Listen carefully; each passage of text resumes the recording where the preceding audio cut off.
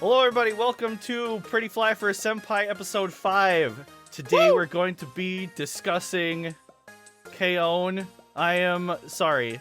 Tagline, fuck it. Start over. Redoing it. Tagline, fuck it. Do we decide on anything yet? Or should I just keep saying watch anime with Anime and my friends? Line. Every time I say it, Shark, you seem to like recoil into your body a little bit. You know what, dude? If you like it, then I'm along for the ride. Whatever, man. I don't have any ideas. Maybe like every time that we so one of us do a different intro, we would just do a different tagline every time. All right, take two.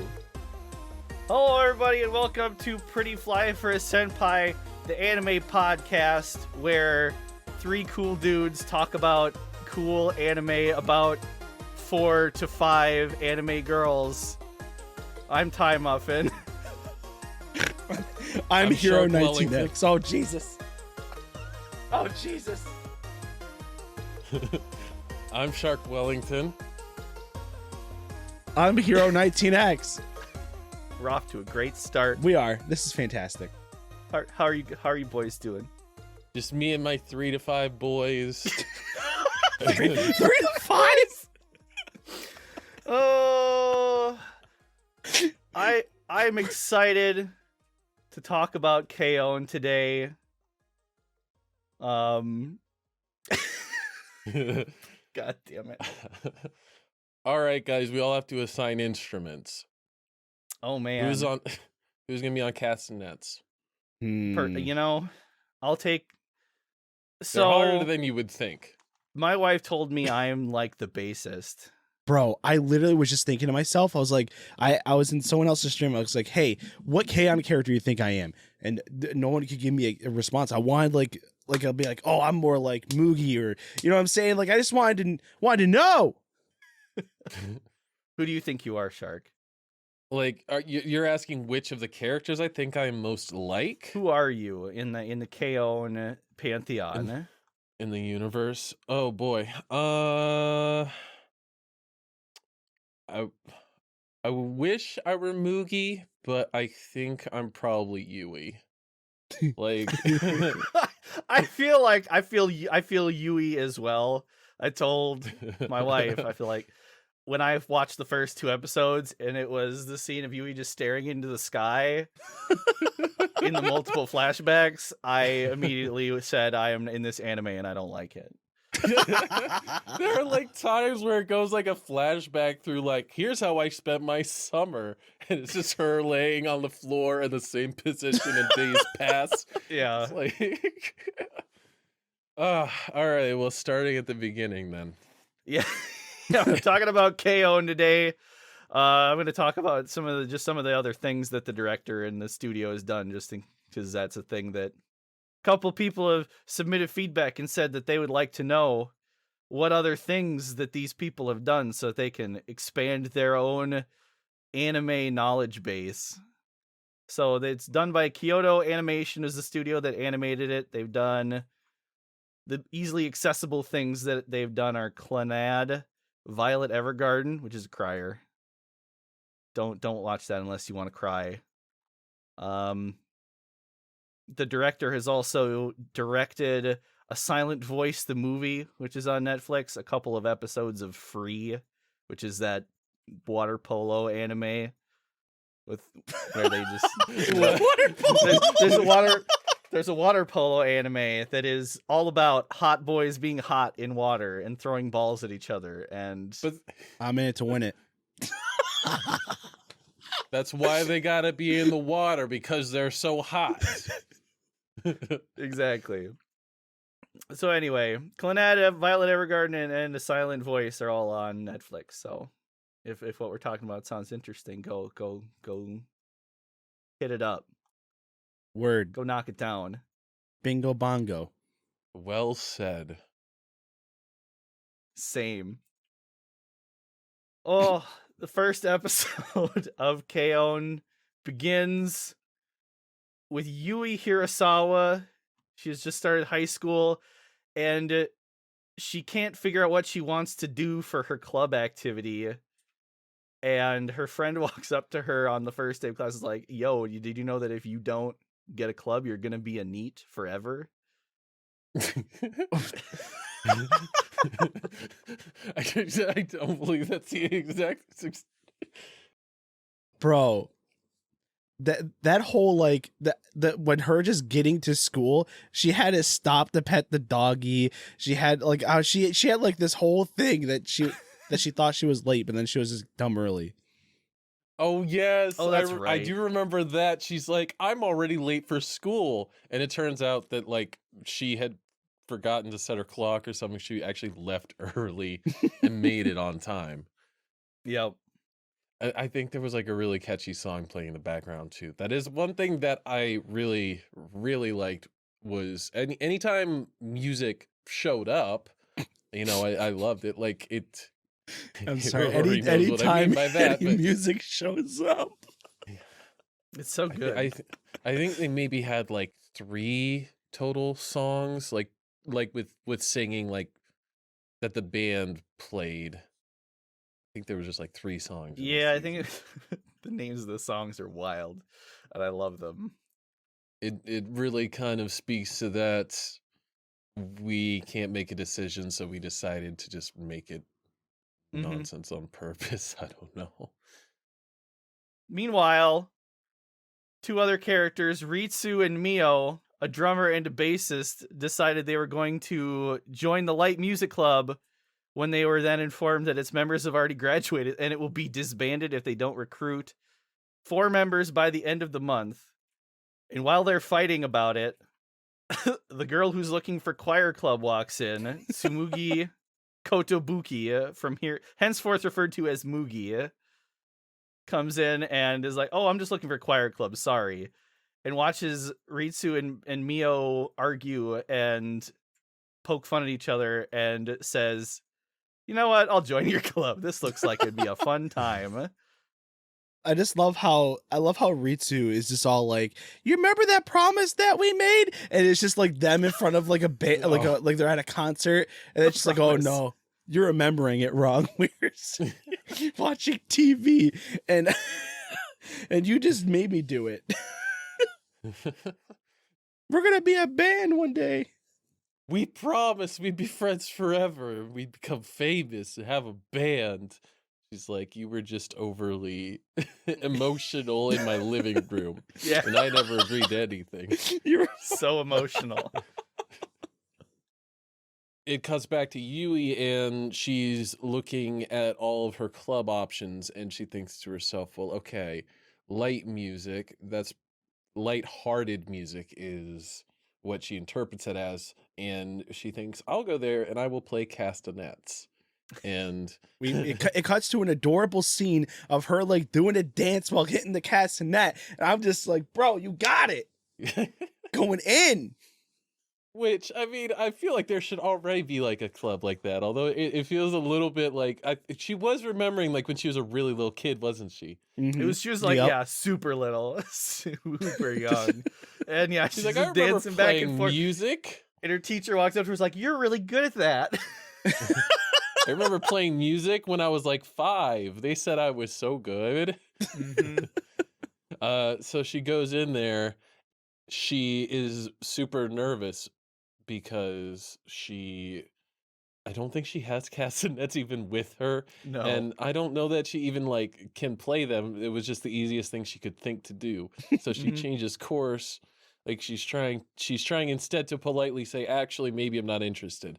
But the rest of the club members are like, well, we really need her for the club to exist. So she's giving them like nothing. They're keeping her there with sweets and cake and tea.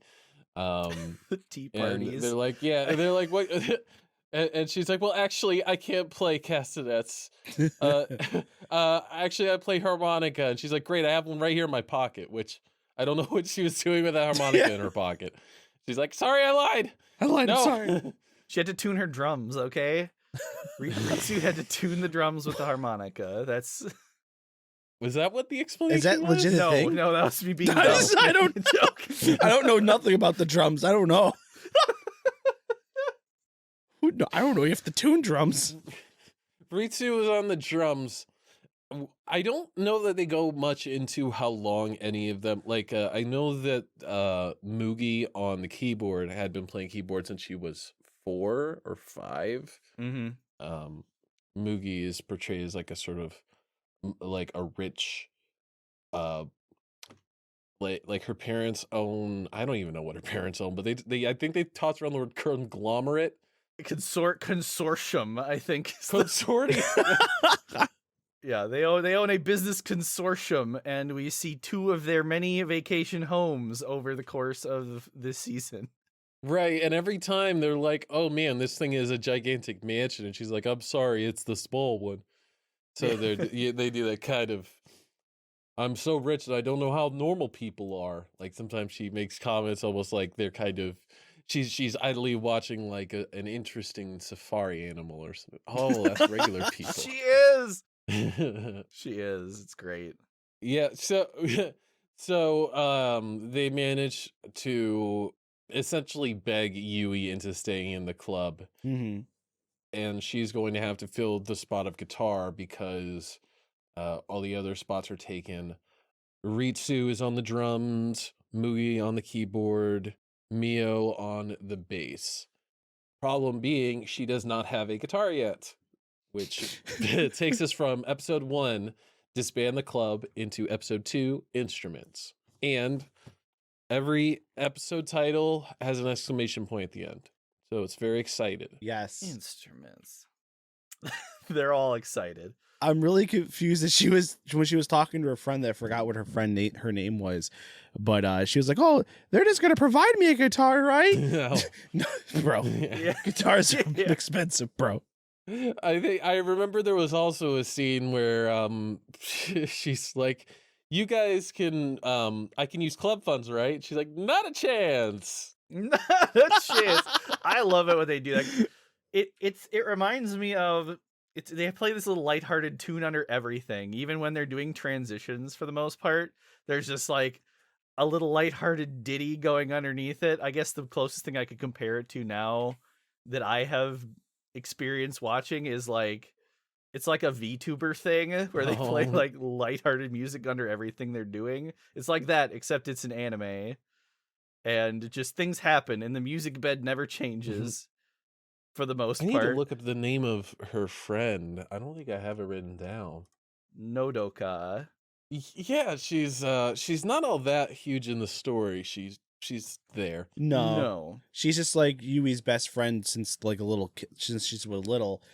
I mean, she didn't really impact too much of the story, I would say. I mean, I don't know. She helps remind the club members at various points that Ritsu's really bad at filing paperwork because Nodoka is on the student council and helps pull strings to get the club. Yeah, she pulls it. It's funny that it seems like a lot of the people in Yui's life are people who are much more responsible than she is, so she just kind of blunders through everything, and other people like scramble to protect her from Oh herself. God. Are you reading from my memoirs? What's happening? So yes, they have to figure out a way to earn money for an instrument. Mm-hmm. Yui is very excited to go to club after school because Mugi-chan is bringing delicious snacks. Mugi brings snacks every day. Every day.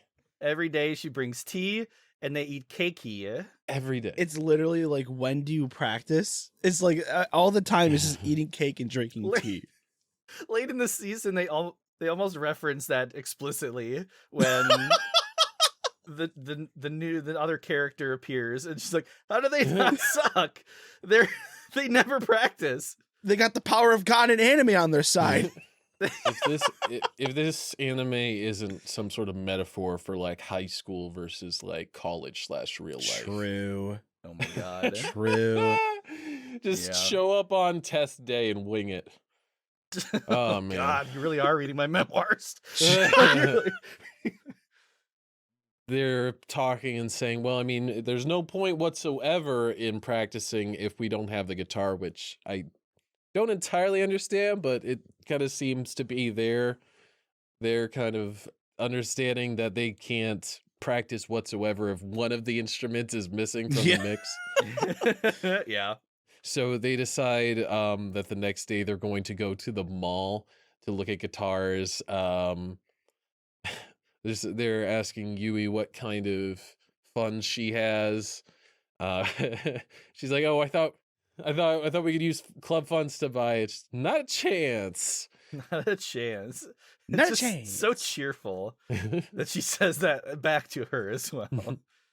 She has a conversation with her little sister, who is much more responsible than she is. Oh my god. She like literally is like mama. She's mom. Yep. It's very cute. She's a little secretary. Which brings us to another thing that's where's the parents? Where are the parents? They're off on a trip, okay? They're on a trip. They do mention that they are off on a trip somewhere. They're off on a trip to like one of those interstellar planets where 1 second is 10 days. Yes. And their names are it's Yui and the younger sister's name is Ui. Yeah, that kind of Like, oh boy. that was cutesy for 10 seconds, and then for the rest of the time I was like, I'm gonna have to be very clear with which one I'm talking about when I'm talking about this later.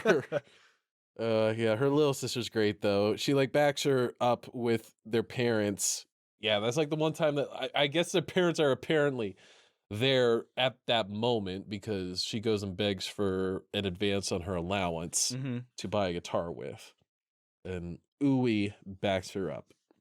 Goes to the next day. Yeah, they're meeting up. She's running across the crosswalk and just like smacks into a guy who's right there. Just Yeah. creams the guy. Annihilates him. And yeah, pets like a dog like 10 feet from them. Like, was I doing something? Nah, it's just this dog is my life now. I'm gonna pet this doggy. And then they go, they get distracted before they get into the music store. Yeah, like she's like looking at clothes. She's like, "Oh, Yeah, I got there all was- this extra money because of this advance of my allowance. I can buy clothes with that." Oh no. Yeah, they went on like a whole trip through the mall. Yeah, they went through the mall, they ate food. Yeah, they got food. Yeah, they like ate food. They're like in the food court, and Yui's like, "Oh man, I'm exhausted. Was there anything that we had to do before we get home?" They're like, "We gotta buy a guitar. That's what we came here to do." Like they go in there and she just immediately gravitates to what's probably the most expensive guitar in there, which is a Les Paul. For sure. Yeah. Yes, Gibson Les Paul. It is a like 250,000 yen price tag, and Yui's advance on her allowance was only 50,000 yen. So they need to. They decide they're all going to get part-time jobs to pay for Yui's guitar. I just love how Mia was just all like her. She's so like she doesn't want to. She doesn't want to talk to strangers. She's just so like I don't want to say she's a scaredy cat, but I mean like she is just. You could tell she's very insecure. Also, while they're in the store, Ritsu talks about her times that she's haggled with people Right. in at flea markets. Oh my And god. it comes up later because she's explaining what haggling is to Mugi, because Mugi's never had to haggle before because she just gets everything because her family's rich as hell. Right. They like do a flashback and she's like, "You can go way lower than that." she's like, "You didn't have to make him cry." Yeah. So then they decide, they find a job that they all think they can do, which is a traffic volume survey. Which I don't think that's a thing anymore. I think I that don't they just think put so. I think they just put a box on the side of the road and run a pneumatic hose across, and it just tallies everything Yeah. nowadays. But they just go there and they work in shifts of 2, and they basically tally up the number of cars that drive by this road. And Ritsu's really bad at it because she's just making drumming noises with the clicker that they were given to count the cars. And before that, she like hurt her thumb. That's right. She was like, let's see how fast I can do this. Thumb cramp. They fall asleep. I have my notes here. I say, oh my god, they're totally getting fired. I mean, it's a good thing that like their information is not being checked because it's probably not even close. No. Oh, Definitely probably not. Like putting Yui and Ritsu on the same like at the same time period is a mistake because they're both gonna just end up getting knocked out, going to sleep. Yeah. They are very bad for each other's productivity. They're really fun to like see together and kind of see what they come up with, but they're also not going to get any work done whatsoever when they're in the same room. True. I had 2 coworkers like that. Just never let them work together. Too real. Or else nothing will get done. It's too real. One note that I made was I think they go through like a few different days of it, and like they even are nice enough to like not do the cartoony same outfit every day type thing. So they like go through a few different like they had some fun hats. Oh, they did. Yeah. Yeah. Someone comments to Moogie, I can't remember who said it, but she looks like a Highland princess. And that just stuck out to me, and I'm like, sure. I think it was Yui. Yeah, I think Yui said that. There's a lot of girl love going on here. They all compliment each other a lot. They do. And they hold hands so many times. There is a lot of hand holding. There's a lot of I have up here in my notes, I have no idea what to take notes on because it's all so adorable. Like it's a slight jump ahead, but there is like one part where Yui is practicing and complaining about her hands hurting, and Mio is like, well, eventually you'll get calluses on your fingers, and she just really gets up in there on those fingers. She does. Yeah. Ooh. Like she was like, oh, Give me at those fingies. She's like, when are you gonna stop? Squishy, squishy. Yeah, Squishy, squishy. Squishy. They get done with the job, and Yui just declines the money that they specifically got the job for, which is a strategy, I guess. They're never gonna get it was nice of her. They're never gonna get that guitar bought at that rate. Not at that rate, but by a different measure, they will. Yeah, they go on back, and they are gonna go for something cheaper.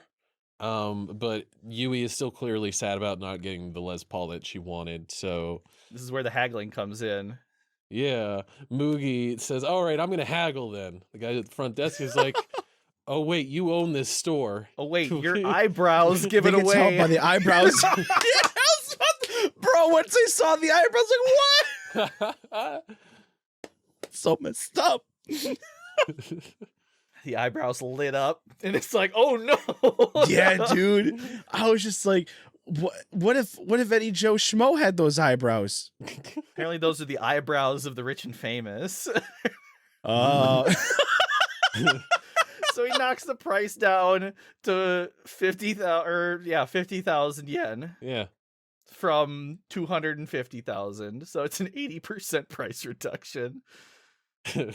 Yeah, life is a lot easier when you're rich. It's weird. It sure is. Imagine that. So true. Yui takes it home and just it's almost treating it like a doll. She's like waving it around and dancing and stuff. She says in the mirror, "I look like a rocker. I should practice my autograph." She falls asleep with it. Yep. Yeah. She brings it the next day, and they're like, "Have you practiced at all?" She's like, "No. I spent all yesterday with it, but I didn't practice for a second." The film is still on the guitar also, which Ritsu cannot You can't resist. cannot handle the temptation. She has to reach over and rip the film off. I was mad. I was mad for her. I'm like, are you kidding me? I love doing that. And you took that satisfaction away from her. It did hurt a bit. That was an oddly relatable scene. uh, and actually, I did also have to make a note that the scene where she plugs in and she's just playing like basic chords and open notes and stuff with the effects on and thinking, wow, that sounds almost official, and then she reaches over and just unplugs it and giant pop, pop, it blows out your ears. That is a very relatable early, like when you take up electric guitar. Yep. Like, I think everybody's got that story. Mm-hmm. where I was they're just like, no, bro, no, don't do it, please. very relatable. Hashtag relatable. Hashtag relatable. Then at the end of the episode, it says their whiteboard says 1,065 days until the Budokan show, because they decide that they're going to play at the Budokan. Which I don't know much of anything about. I don't know if that's like a real concert or not. It is. It's a big arena. Ah. I don't know if it's called. I don't know if it's the Tokyo Dome. Is it Tokyo Dome? Hold on a second. Tokyo Dome. Yes, it is. So the Budokan is called the Tokyo Dome. Nailed it. Temporarily closed. Thanks, COVID. Oh no. Thanks, disease, which No. shall not be named. Not another one. We lost another one, boys. We lost another one. We lost another Budokan. Now we're down to 0 Budokans. Damn it. Oh man, Can't believe it. There was only room for one Budokan, but now we don't even have that. I'm sad. So episode 3 is time for the midterm exams for all the girls. Crab session. Cram Session is the name of the episode. Basically, Yui spent more time practicing how to play guitar chords instead of studying, and ends up getting a 2 out of 100 on her midterms. Oh.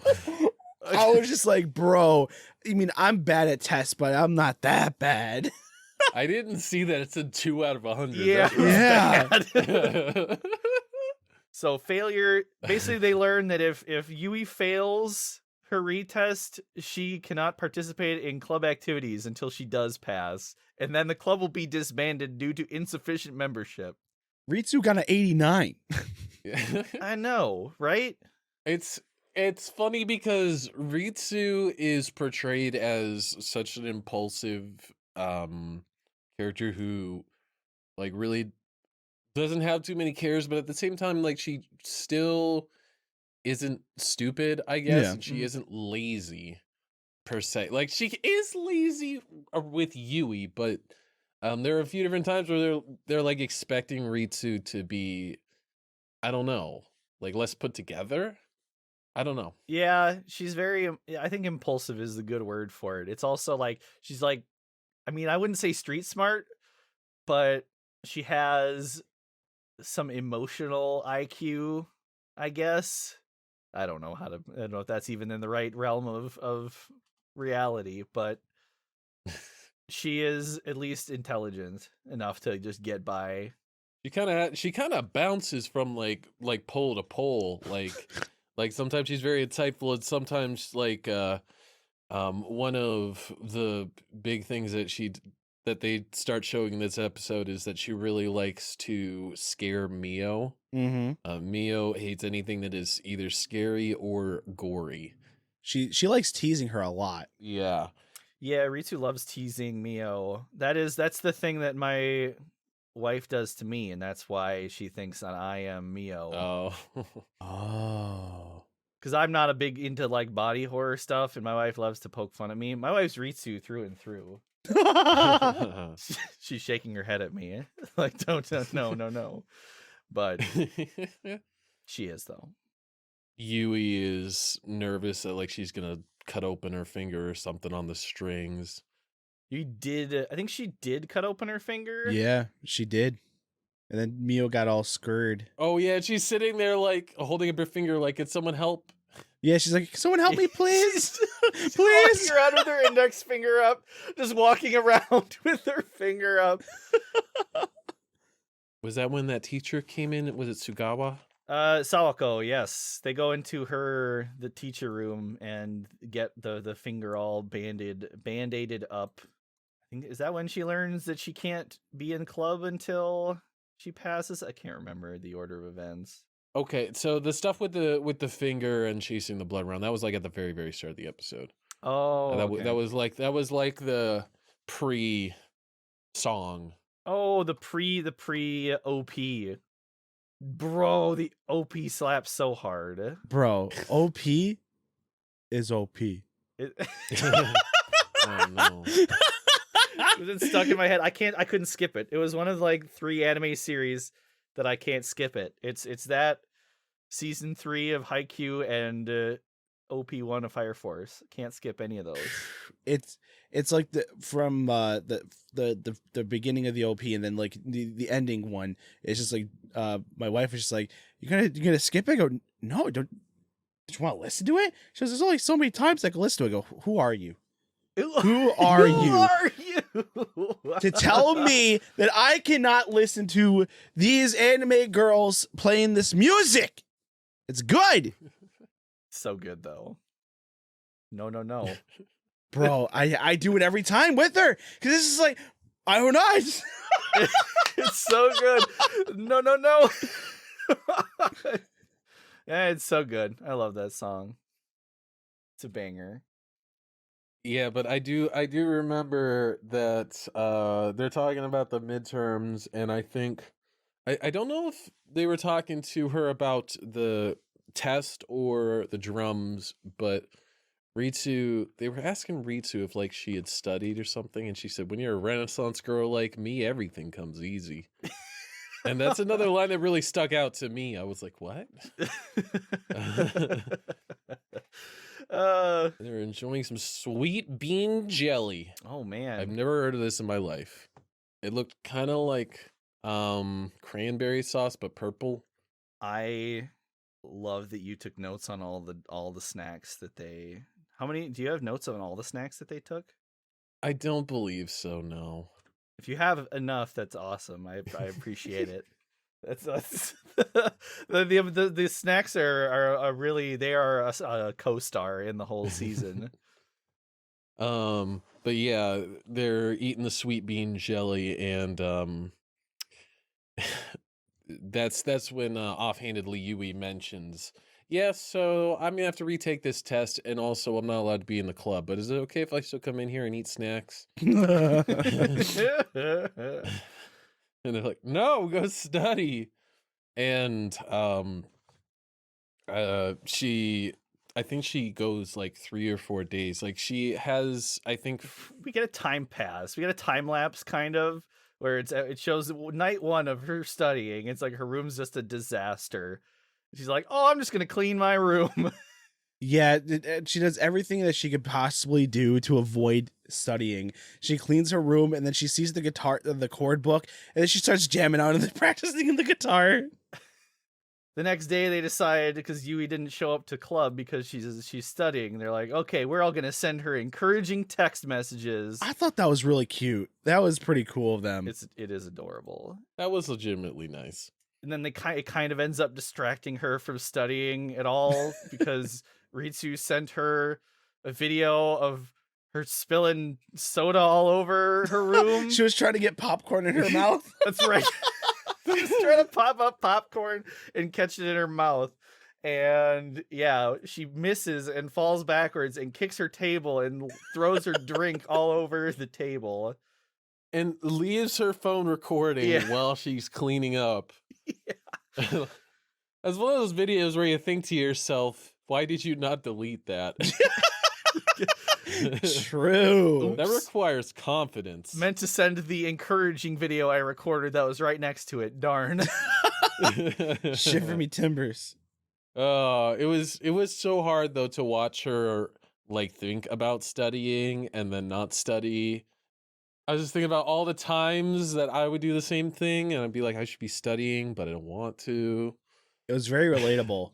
Super relatable. She got herself a self-help book, and it was like 6 minutes to read this in 6 minutes to be good at studying, or I can't remember the name of the title. It was like 6 minute success or something. And she just got so sucked into that book she didn't actually study.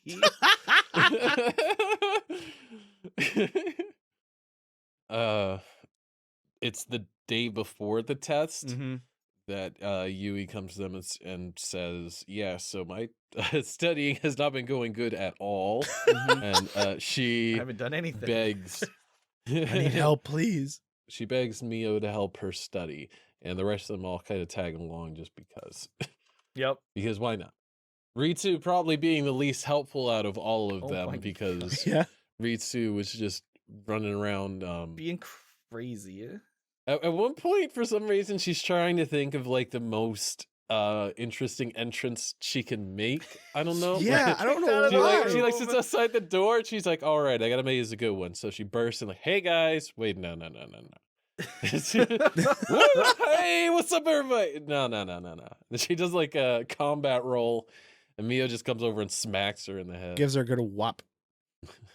It's great because Ritsu is trying to imagine during one of their tea parties during the week, trying to imagine Yui studying, and imagines her rolling around on her bed reading manga. And that's what she was doing. And then that's what Ritsu does during the time they're supposed to be helping Yui study, is rolling around on the bed laughing at manga. She got kicked out for poking Yui in the foot after her feet had fallen asleep. Yeah. Oh yeah, poke. Oh, and they were able to get her to focus by saying, "You can eat this cake once we've studied some more." Bro, she flew. She flew She did. Kicks into hyperspace to the moon. At this point, I think this is when the series really galvanized itself to me, because in my notes it says, LMAO seems like they mostly just eat cakes and sandwiches and be cute and stuff. Yep. Yes. That's the anime. Then you just That is what it is. Yeah, the food is such a big part of this.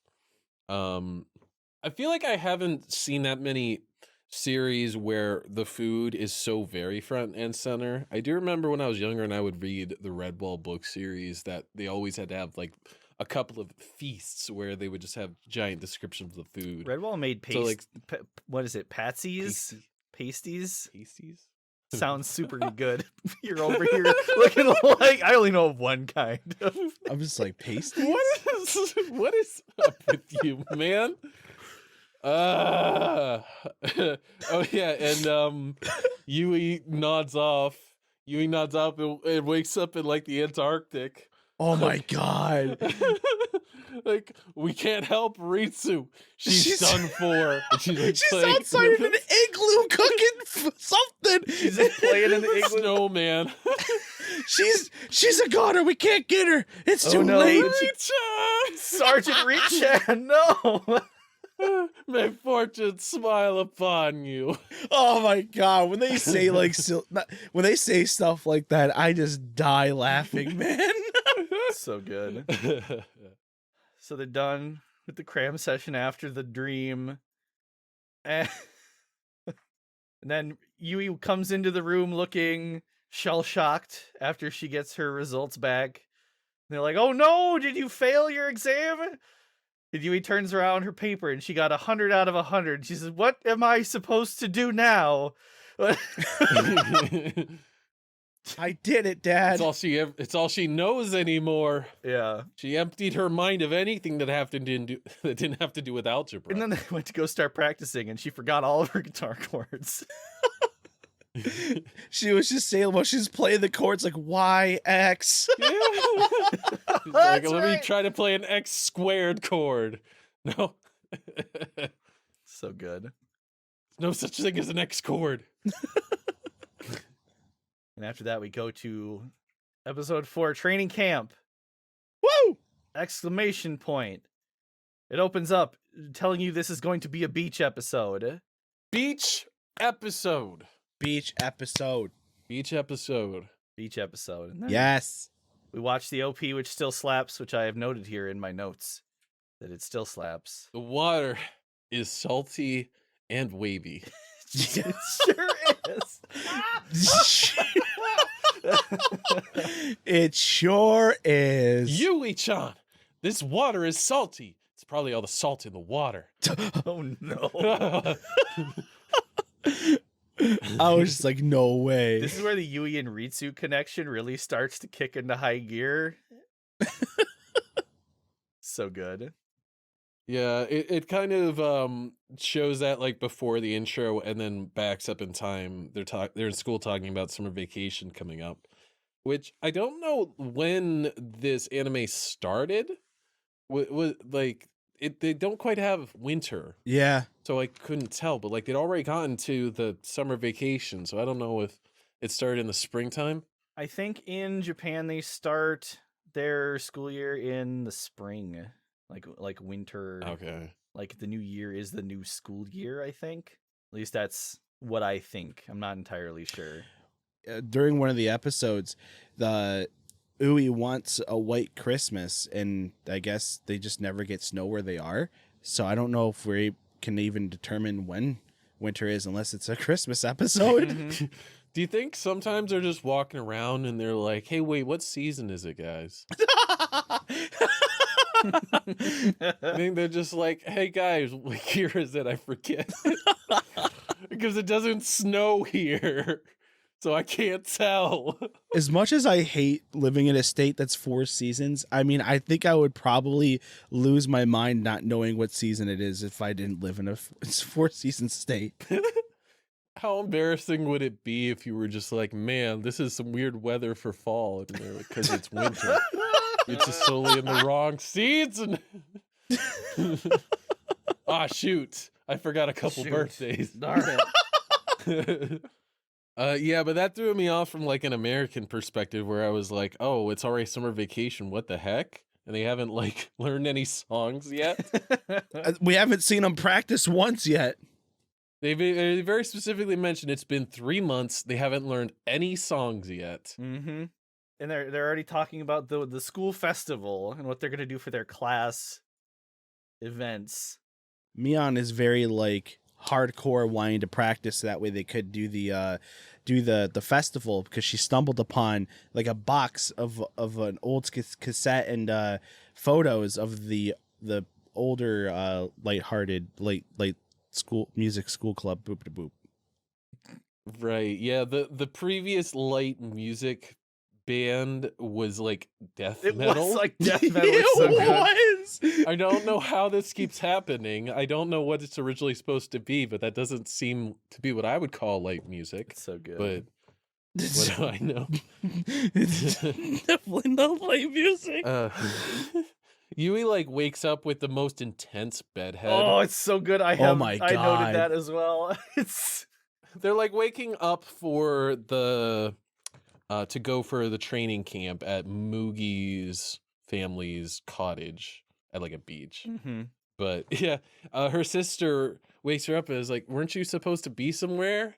And her hair just is like it's standing straight up. just huge. And she's like, "Oh yeah." Messy bedhead Yui. Super adorable.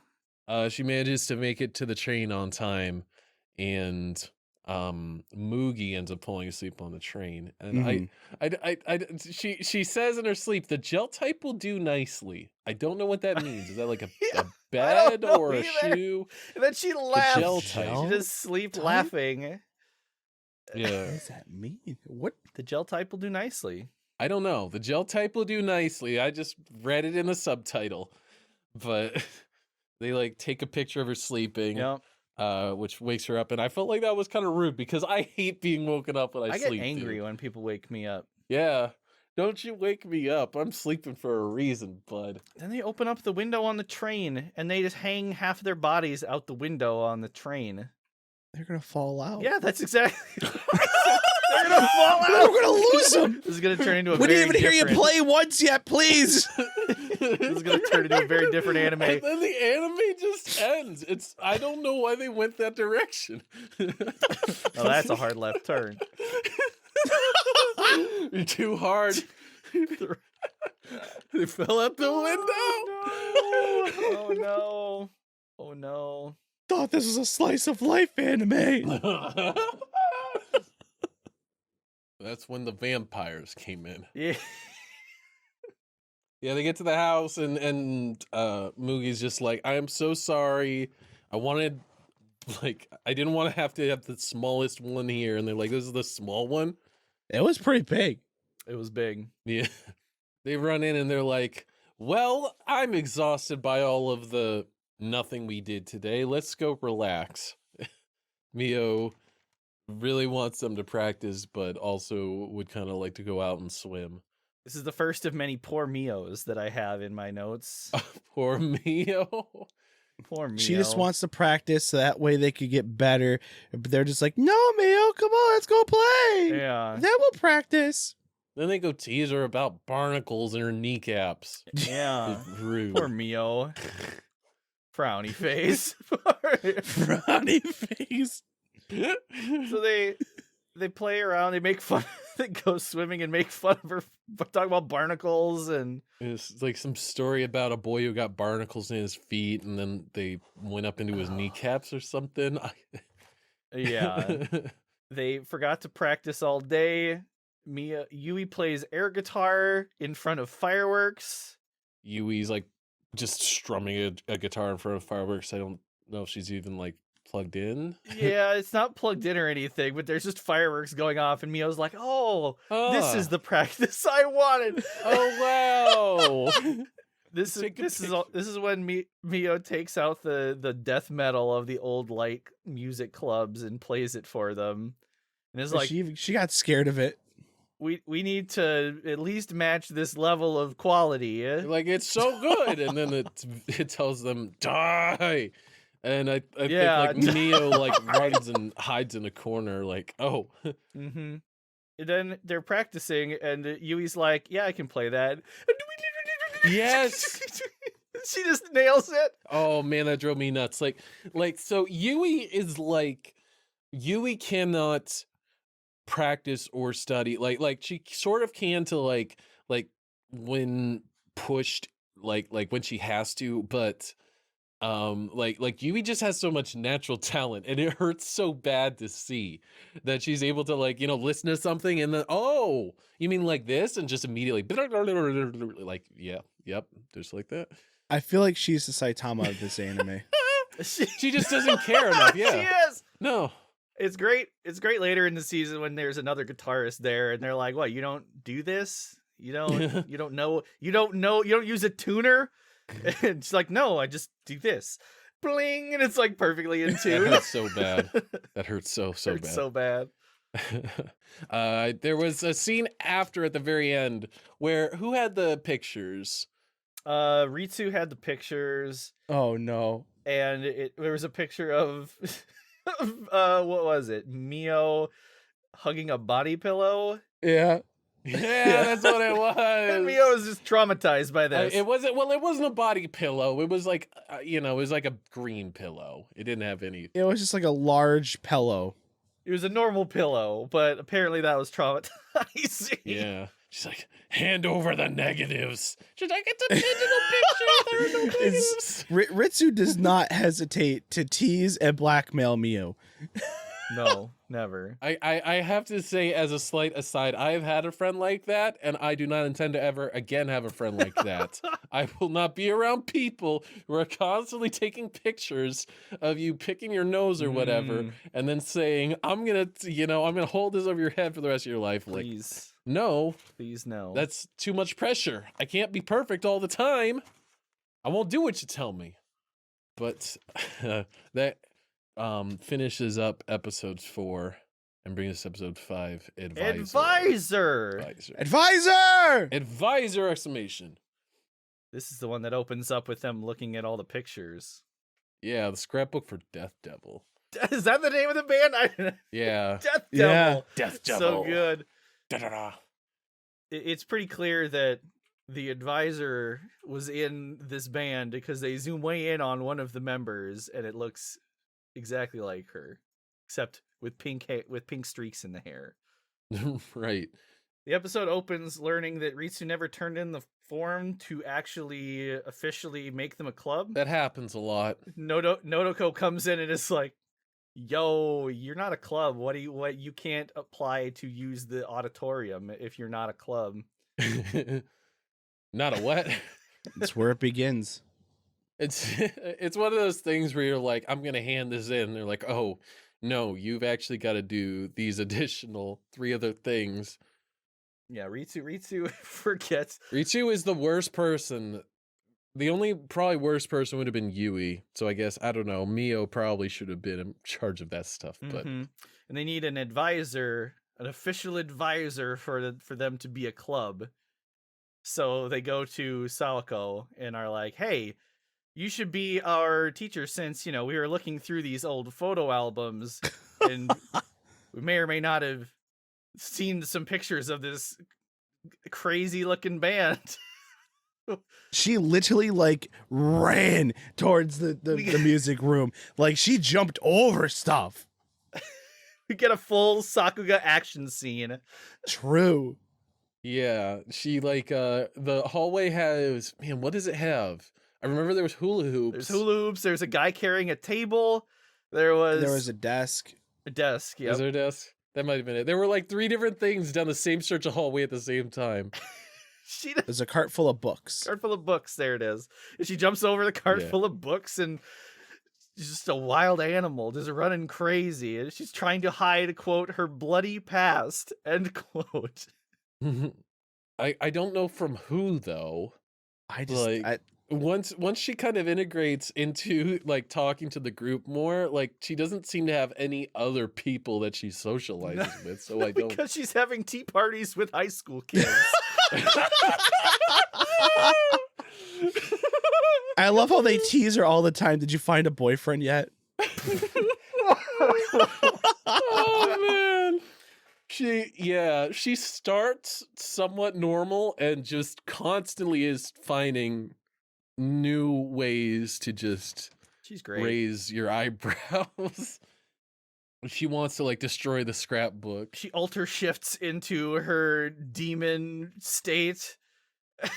It starts- She's like she's like reminiscing about like why she was in the band, I believe. yeah.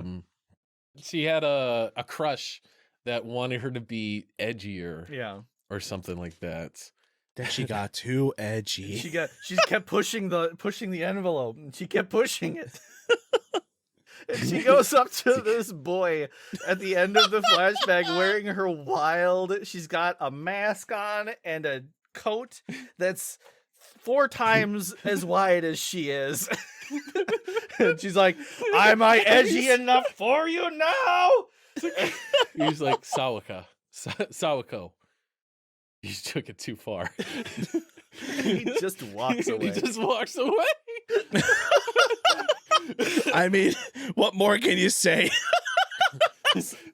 So naturally, Ritsu uses the picture that she was in this band to blackmail her into being their advisor.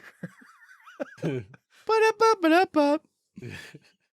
Yeah, she's like, well, show me what you got. And they start playing, and she's like, do you not have a singer? Do you have lyrics? And they're like, no. Yeah, do you have lyrics? No. So like, And Mugi gets real weird when the teacher's interacting with people. Yeah, I think I don't know. Was it the episode where Ritsu was just like, "Do you have a crush on the teacher?" That was way. And then she's That's a little later, but yeah. In this, Okay. there is a quote that Mugi says after Sawako is trying to put Mio in some. Is this the one where she's putting her in a costume? I can't remember if this is the first time she does that. But Mugi says, "It's just nice to see some girl-on-girl action." and I'm just like, okay, yeah. okay. There are those kind of double entendres that you know they put in there on Oh, purpose.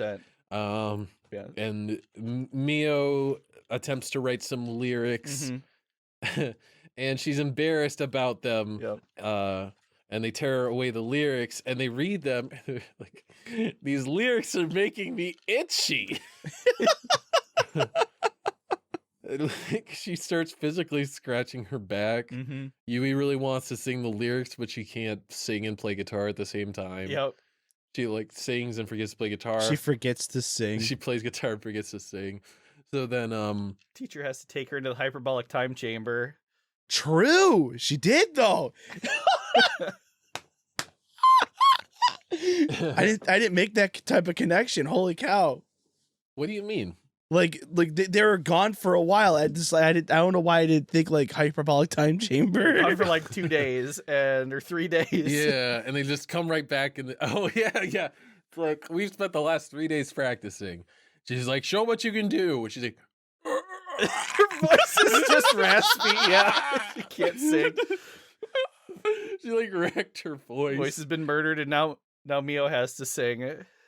Yeah, it's just like, and because she's just off the table for singing this time, she's just off the table forever or whatever. There's always something. Yui would love to sing, but there's always some reason that she cannot. Never gets to until the very, very end. Yeah, she has all the spunk, but Yep. she's like, yeah, she just can't. There's always something that's stopping her. They tell Mio she has to sing. Do it for Husky Yui. Do it for Husky Yui. It's so good. Yeah, Mio's just like paralyzed. Mm-hmm. She's like trying to play it cool, and she's like lifting up a tea. It's like it's clacking Yeah. on the plate. Yeah, I She's think so that is nervous. it. Yui's voice still broken. They go. Mio is running around to all the different. Sorry, we're in episode 6 now. Episode 6, school festival. School festival! Exclamation mark. Yakisoba. Mio is running around trying to find the girls to practice before the show because she's nervous. And Yui's voice is broken at the takoyaki stand. I just feel so bad. Just like, girl, just stop talking, please. It's a takoyaki.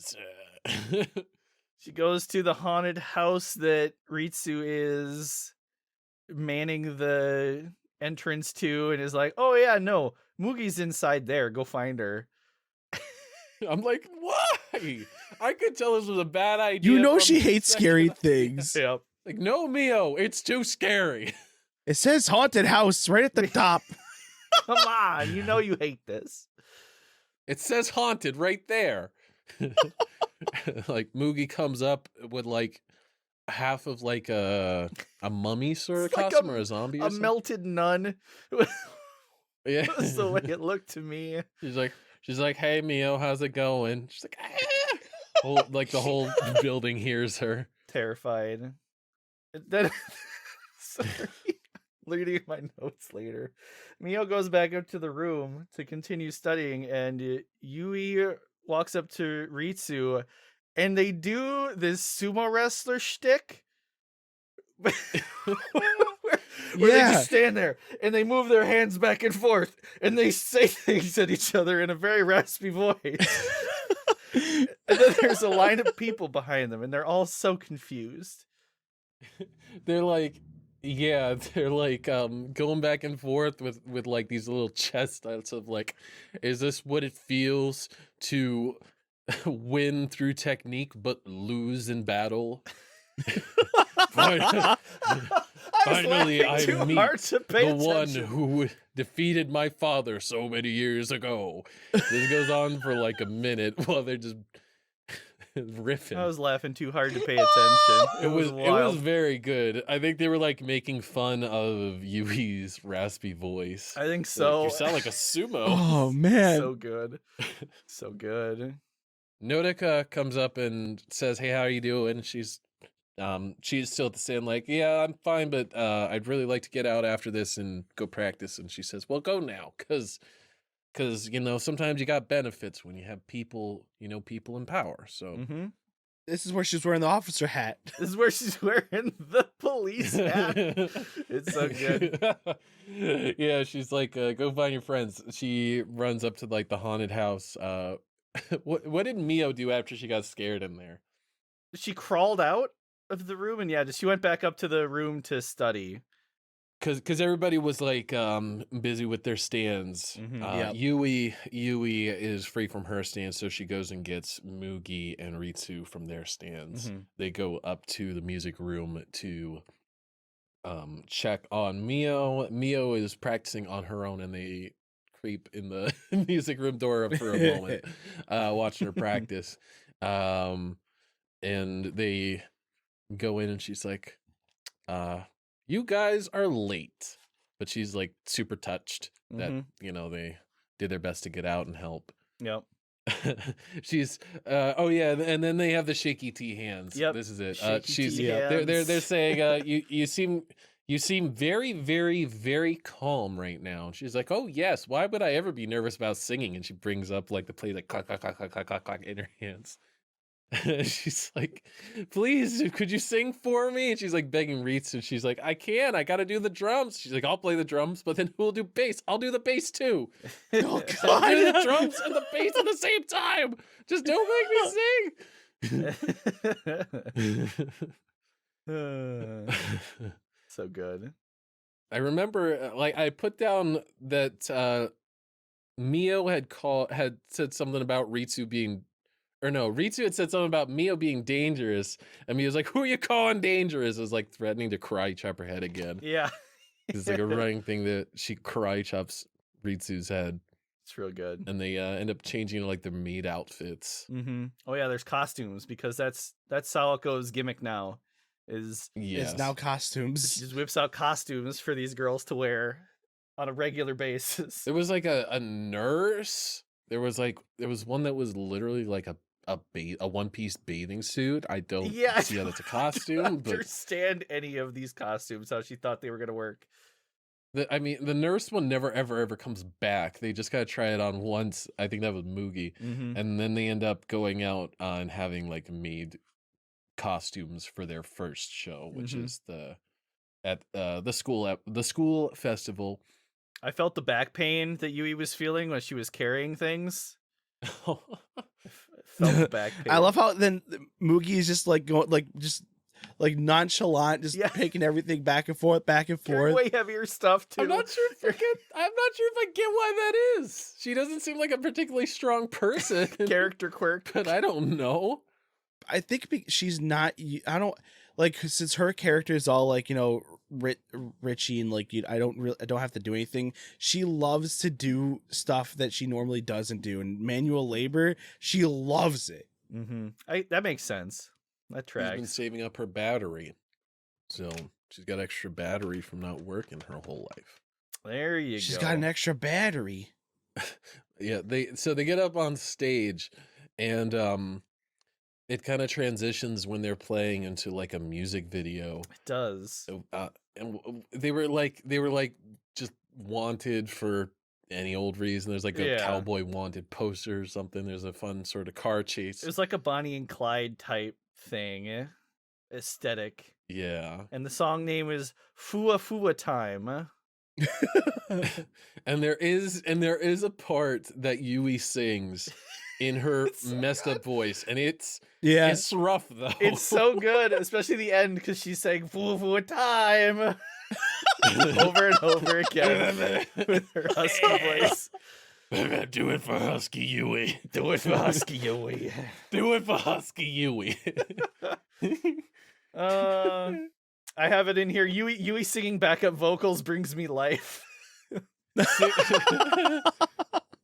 Six episodes out of 12, and we got a song, everybody. Finally. That is true. Song 1. And everybody's super happy. They have a fantastic show and manages to get ruined when Mio trips over a cable and shows off her panties to the school. Hate to see it. Yeah, you hate to see you it. Hate to see it. They show like a striped teacup or something. And it cut to it was a striped blue and white horizontal striped teacup is what it cut to. It cuts to the shocked faces of the audience, and then you see a camera flash. One camera flash from the audience. Poor Mio. Pantsu, nobody will ever marry me. Oh, yeah. It hurts. This is where I have poor Mio written again. Poor Mio. Poor me. Mio has her own fan club now. Oh, that's right. They do mention that she has a fan club. I don't know if they really try to like imply if that's the reason for her having a fan club, or if I mean, it seems like they just like her singing. It seemed fairly. It's it seemed framed in such a way to imply that yes, that is Yeah. why she has a fan club now. We open episode 7 with Ui wanting a white Christmas, and Yui knowing that Ui wants a white Christmas is when they're little kids. Rips apart one of the couch cushions and throws stuffing on the trees outside the front door, and goes, "See, look, it's a white Christmas." White Christmas. The business trip that their parents went on apparently extended into the past because they're still nowhere to be found. They're in Germany. Yeah, they're in Germany. I remember I wrote them my notes that they went to Germany and lovey do Lovey hoo, lovey dovey hoo. lovey dovey hoo. How do you leave your children and go to Germany for Christmas without your children? How dare? Yeah, like these children are like setting up like the Christmas tree and just about, knocking it over on themselves, but it's fine, I'm sure. They're like, It's fine. they're like up to my knee, but I'm sure they got this. They're fine. I'm They just won't- like, how are they? Like, where are these adults during these times of putting the tree up? These are the formative years. You're gonna do that to my formative years? The formative years. Oh. my I'm gonna God. join a light music band in high school. It's all because of you, Dad. Light music band taught me more than you ever did, Dad. I'm gonna get into light music, which is not that different from heavy metal, okay? It's very much not. They're the same thing. Light music, heavy metal, who's keeping track? Ui and Yui are walking together. Yui has lost her left glove. Ui has lost her scarf. Mm-hmm. And so they share their scarf and glove, which They hold hands. looks warm, but like also if Yui gets distracted by anything, then like just gonna start pulling her sister by the neck. Yeah. So now they go gift shopping, and they all run into each other in the mall, and apparently there's a raffle that's happening. Everybody got tissue packs, except for Mugi, who won a trip to Hawaii. And turn it down. Moogie out here. And she turned it down to get a board game because all she wants for Christmas is to play games with her friends. Oh, It's cool. Should have given someone else the trip. It was so heartwarming. She's like, I've been to Hawaii, but I haven't been through the game of life.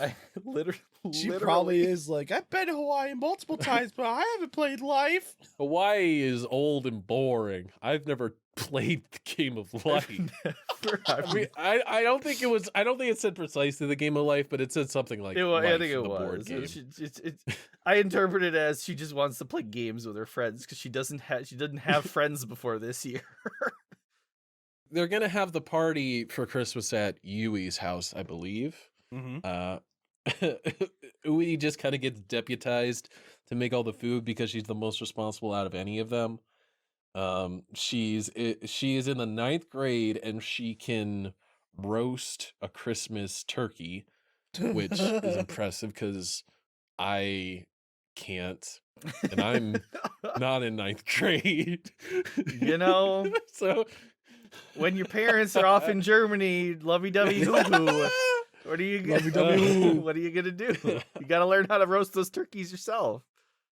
Yui puts a plate of sandwiches on the table, and yes, every time Yui turns around, Yui's slightly closer to the sandwiches. And she's like, I won't eat them, I promise. And Yui's like, don't eat those sandwiches. Turns around, turns back around, and Yui's even closer. what? It's like, are we playing freeze tag? What is this? Yeah. Right. And like she hardly decorates at all, except until like She tried to decorate. as the party gets closer, she gets very, very interested in those paper rings, and she just gets them all over herself. She gets a paper chain going. Yeah. She just kind of comes out like, I don't have any of these hung up. They're just slung all over my shoulders. Yeah. It's like, I well, thank you decorated. for trying to decorate for Yeah. the party, is what Lee says to her. Like, as earnestly as possible. They have like a toast.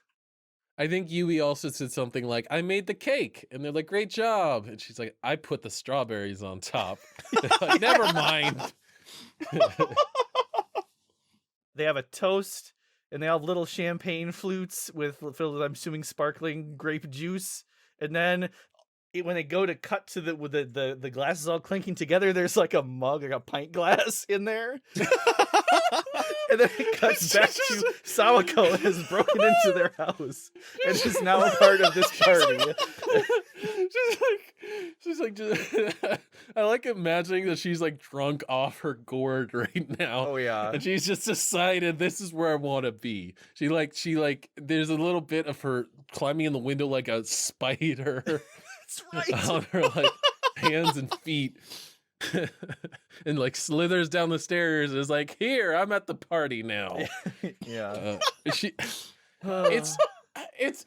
weird because she almost kind of plays like the crazy grandparent character, but she's too young to do it. Yeah, she's Maybe that's my problem.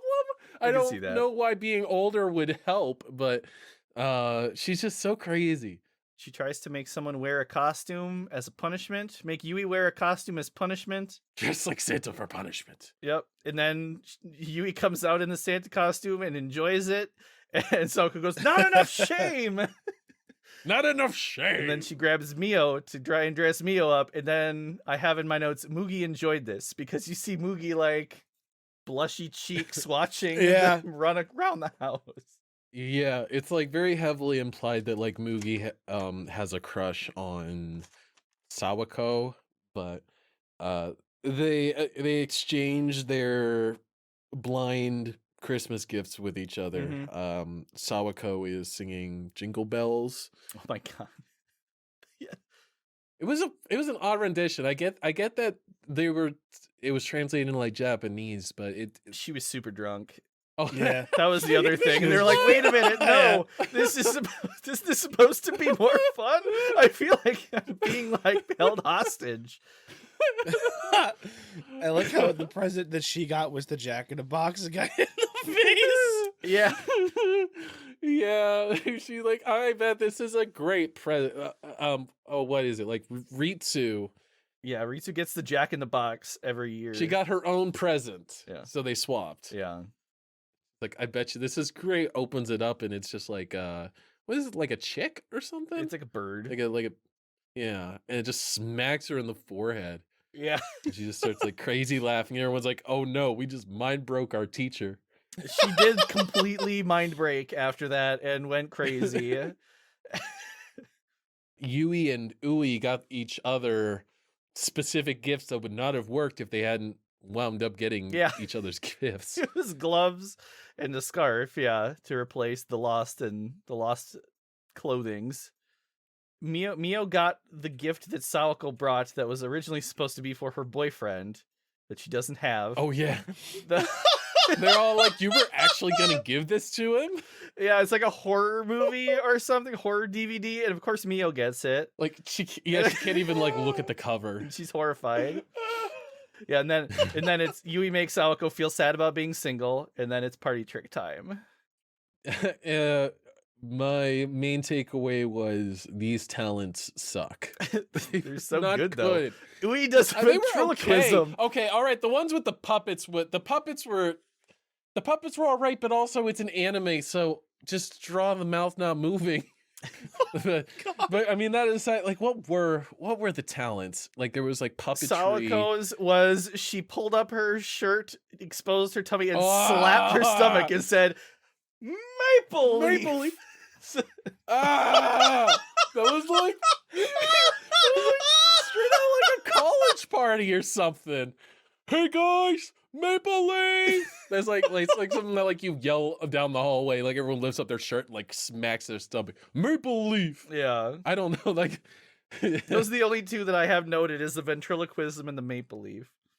Yeah. Oh man, I can't remember offhand what the rest of them were, but like none of them were like very good. I guess that I don't know what I should have expected, but Yeah. And then after that, it's kind of, it cuts into time goes real fast after that. And they kind of all meet up after their winter break or after, that week after Christmas at a shrine where nobody, Mio is wearing a kimono. Let me look at my wife's notes. Let me look at Ducky's notes here. Okay. So she wore the kimono to the shrine, and the bow resembles a butterfly. And in Japanese culture, it is closely associated with metamorphosis and transformation. And then that's when we kind of start to see Mio's character change. what? What? I'm losing my mind. Oh my god, that makes so much sense. That is way too smart for this stupid thing we're doing here. Get that out. I got so many. I got a bunch more too. Don't you try to be intellectual with me. Anyway, the kimono looks like a butterfly, which symbolizes metamorphosis, which, yeah, Mio's character changes a lot after this point. Not a lot, enough for it to be significant. I think I'm trying to remember all the wishes, but they were saying something about did you guys gain weight over Christmas vacation? And Yui just says, I just don't gain weight. Yeah. And that's That's it. I did don't wait. Okay. All she does is lay around and eat sweets, but she doesn't gain weight. Fine. Then Mio and Mugi fair exchange enough. that information and they cry together. I mean, isn't that like how it really is in high school? Yeah, they just like whisper each other's ears. They're just like, I gained pounds or kilograms. Like they don't. Yeah. They just, but yeah, they start crying with each other. They're like, oh no, she doesn't gain weight.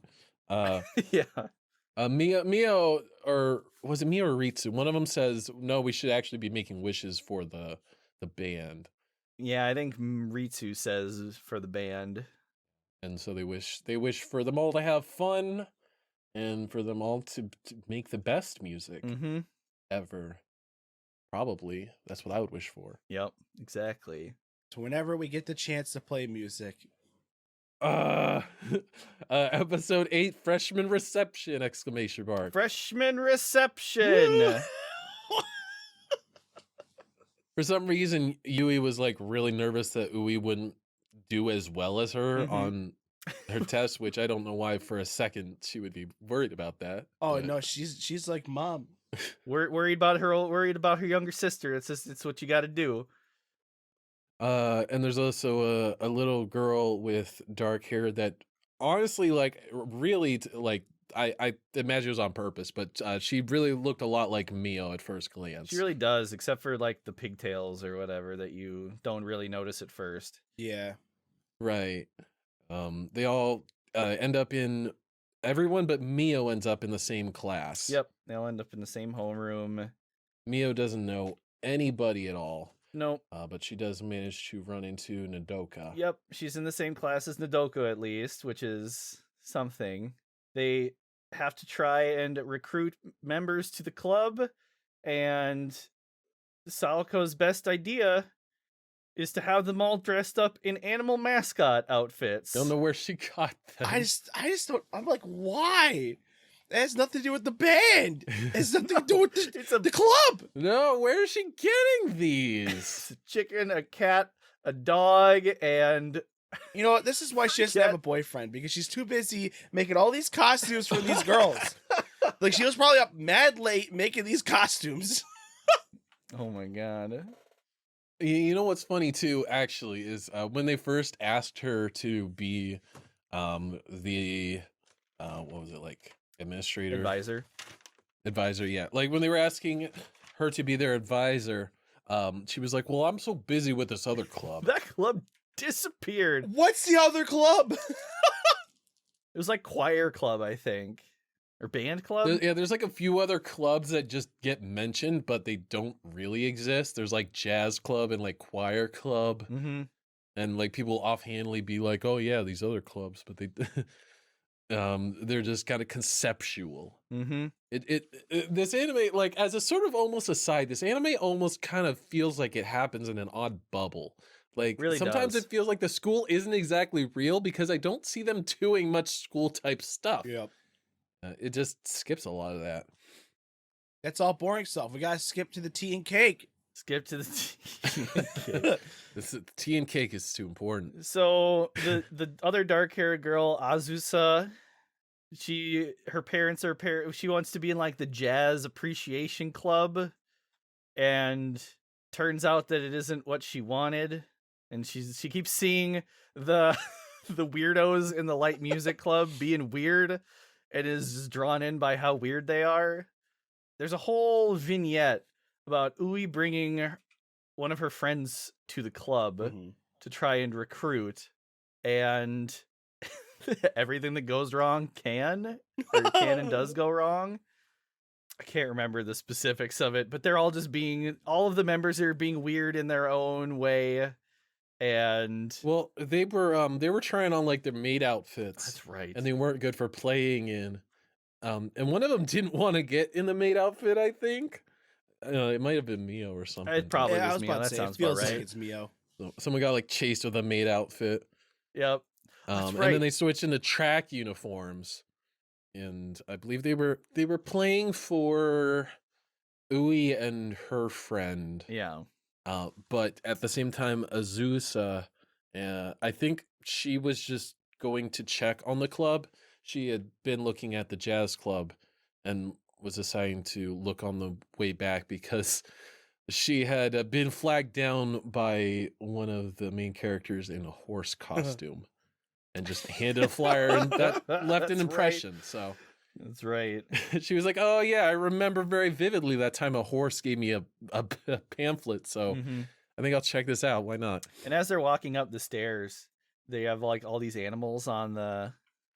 They have all these animals on the banister. Is this symbolism too?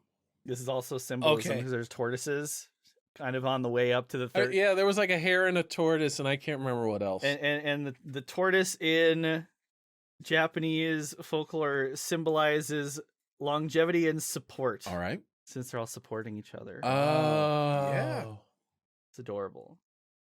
Shows the passage of time at the back of that's never mind. Yo, the school is around them. They are the school.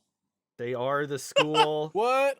They also show close-ups of the turtle whenever someone new joins, like when Azusa joins. Well, they show close-ups of the turtle, and when Yui joined, they showed a lot of close-ups of the turtles as well. Why do we have you instead of your wife? That's a great fucking question. Hey, hon, you want to know why they have me instead of you on this podcast?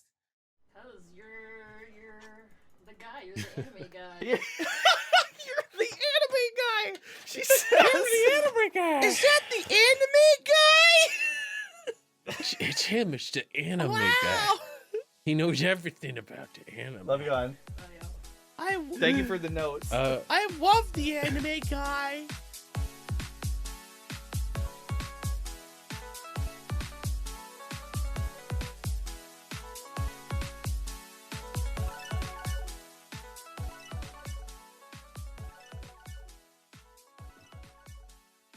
Oh, hello there. Is that my favorite listener? You've made it to the halfway point of episode 5 of Pretty Fly for a Senpai, K-On! Season 1. I've set up a little lemonade stand. There's a porta potty over there. Be sure to hydrate. Use the restroom if you need to. Stretch. Just check up on your body. It's the only one you've got. It's a temple. And speaking of treating your body, why not cover it in one of our beautiful K-On! Designed Pretty Fly for a Senpai shirts, available on prettyflyforasenpai.com. Designed by Time Muffin himself. Yes, the Time Muffin that you hear in this very podcast. What a gifted individual. Amazing, truly spectacular. And I gotta say, I am biased, but even if I weren't, I would tell you that that shirt looks so good. I really like the shirt. I just like the shirt. That's all. Buy the shirt that I like at prettyflyforasenpai.com. The K-On! Design will only be available through the month of July, so get it while it lasts. prettyflyforasenpai.com. It'll have you looking pretty fly for a senpai.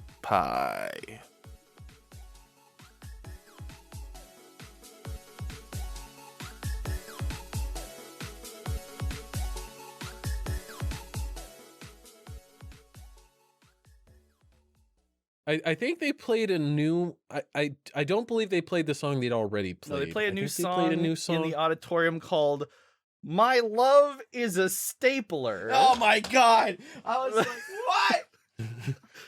Hero's getting up and walking around. He needs Oh a moment. Jesus! Oh man. Sometimes They had 4 song names. I'm disappointed. The only one I took down was "My Love Is a Stapler" because they're all great.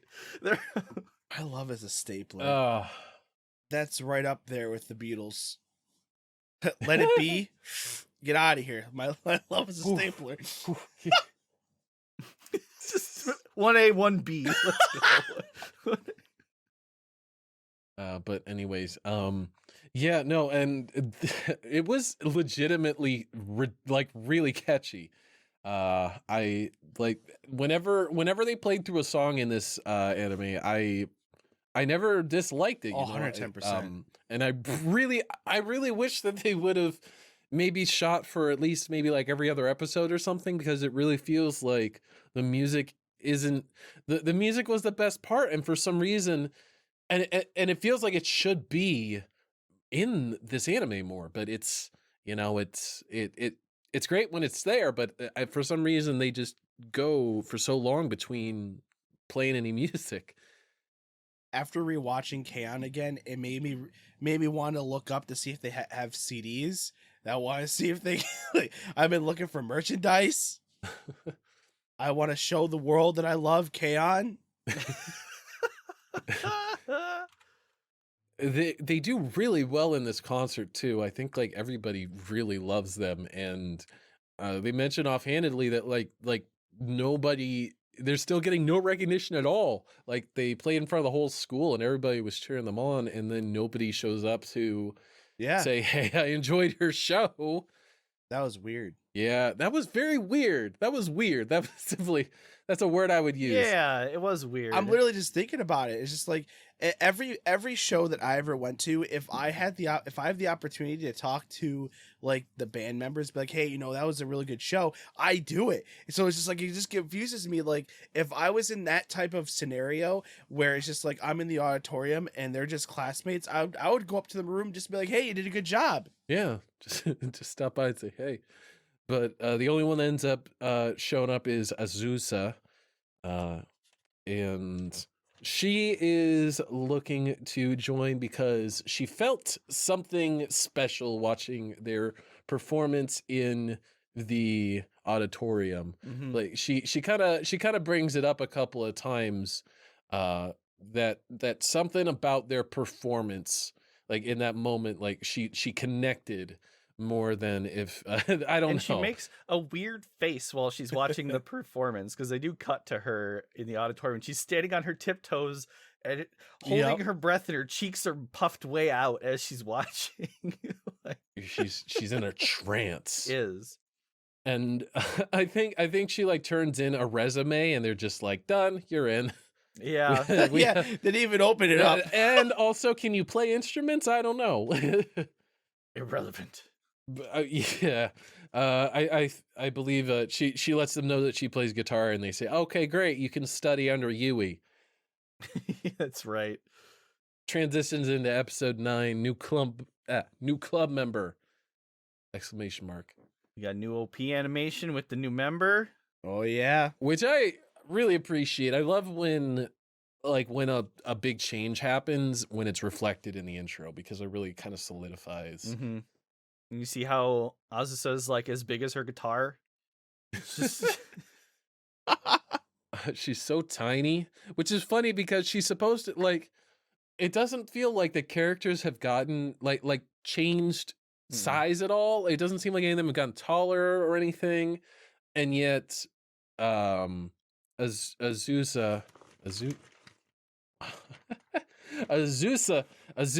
looks so much smaller than them, but she's just like 1 year younger. She's like as old as they were at the start of the anime. Yui is like the same size as Yui, like height wise. Yeah.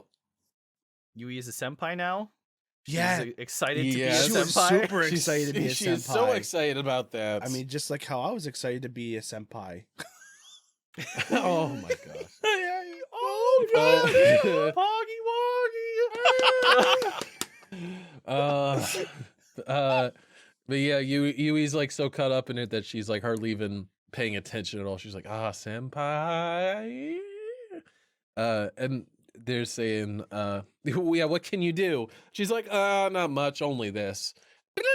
She shreds. She shreds. Like, we don't get to see her play because it cuts to like them seeing like Jimi Hendrix or whatever. Yeah, My mouth just dropped. or like, yeah. I was thinking, why is everyone just amazing at their instruments immediately? What is going on? At least with her, we do learn that she's played since she was like 7 or 8 or whatever. Yeah, she at least played when she was younger. Yeah, everybody else. It's like who some knows? DBZ stuff going on here. They're just randomly getting new powers here. It's the shonen power creep. Oh It's no, the shonen. Oh no. It even happens in Slice of Life. Saoko already has decided that she would look good in cat ears. just right. That's just it. That is She it. goes and leans in and is like squinting at Asusa as she's in her first day at the club at the tea ceremony. And I was just like, oh no, have I already messed up? And it cuts to Saoko's inner monologue and it says, I think she'd look really good in cat ears. They start calling her Azunya. Yes, because Which apparently Saoko made the cat ears in the time. So quickly. she's like, what is this? And she's like, these are cat ears. And she's like, that's not what I meant when I asked what is this. Like, they just really leaned into it hard and fast. They're just like, yeah, no, you are, I guess, the pet of the band. I don't know. God. Mm-hmm. Like, it is a little weird a couple of times that they're just like, oh yeah, we're just gonna gather around, pet you, and give you treats now. like sometimes she'll be like upset and they'll just pet her or like give her some cake, and she just immediately forgets everything. She is domesticated, as they say. Oh my God. Yes, they say that they domesticated her. And like with all this stuff with cat ears, I think they're like leaving from that practice, and I think it's Yui that says, I'm exhausted, even though we didn't practice at all. Even though. Which I had to make a note of because it really kind of felt very poignant. I also put, new friend, you have to pretend to be a cat now. Meow. Meow, right meow. Right now. They're nervous that maybe Zeus is getting bored of them, and Ritsu's first thought is, okay, then we need to get some blackmail on him. Find some dirt. Yeah. Oh no. They're wondering where Azusa is because she hasn't showed up to school yet, Mm-hmm. which happens a few times, not too much, but often enough that I'm kind of like, these guys just drop in and out of school sometimes, and that's just, nobody knows where the heck they are.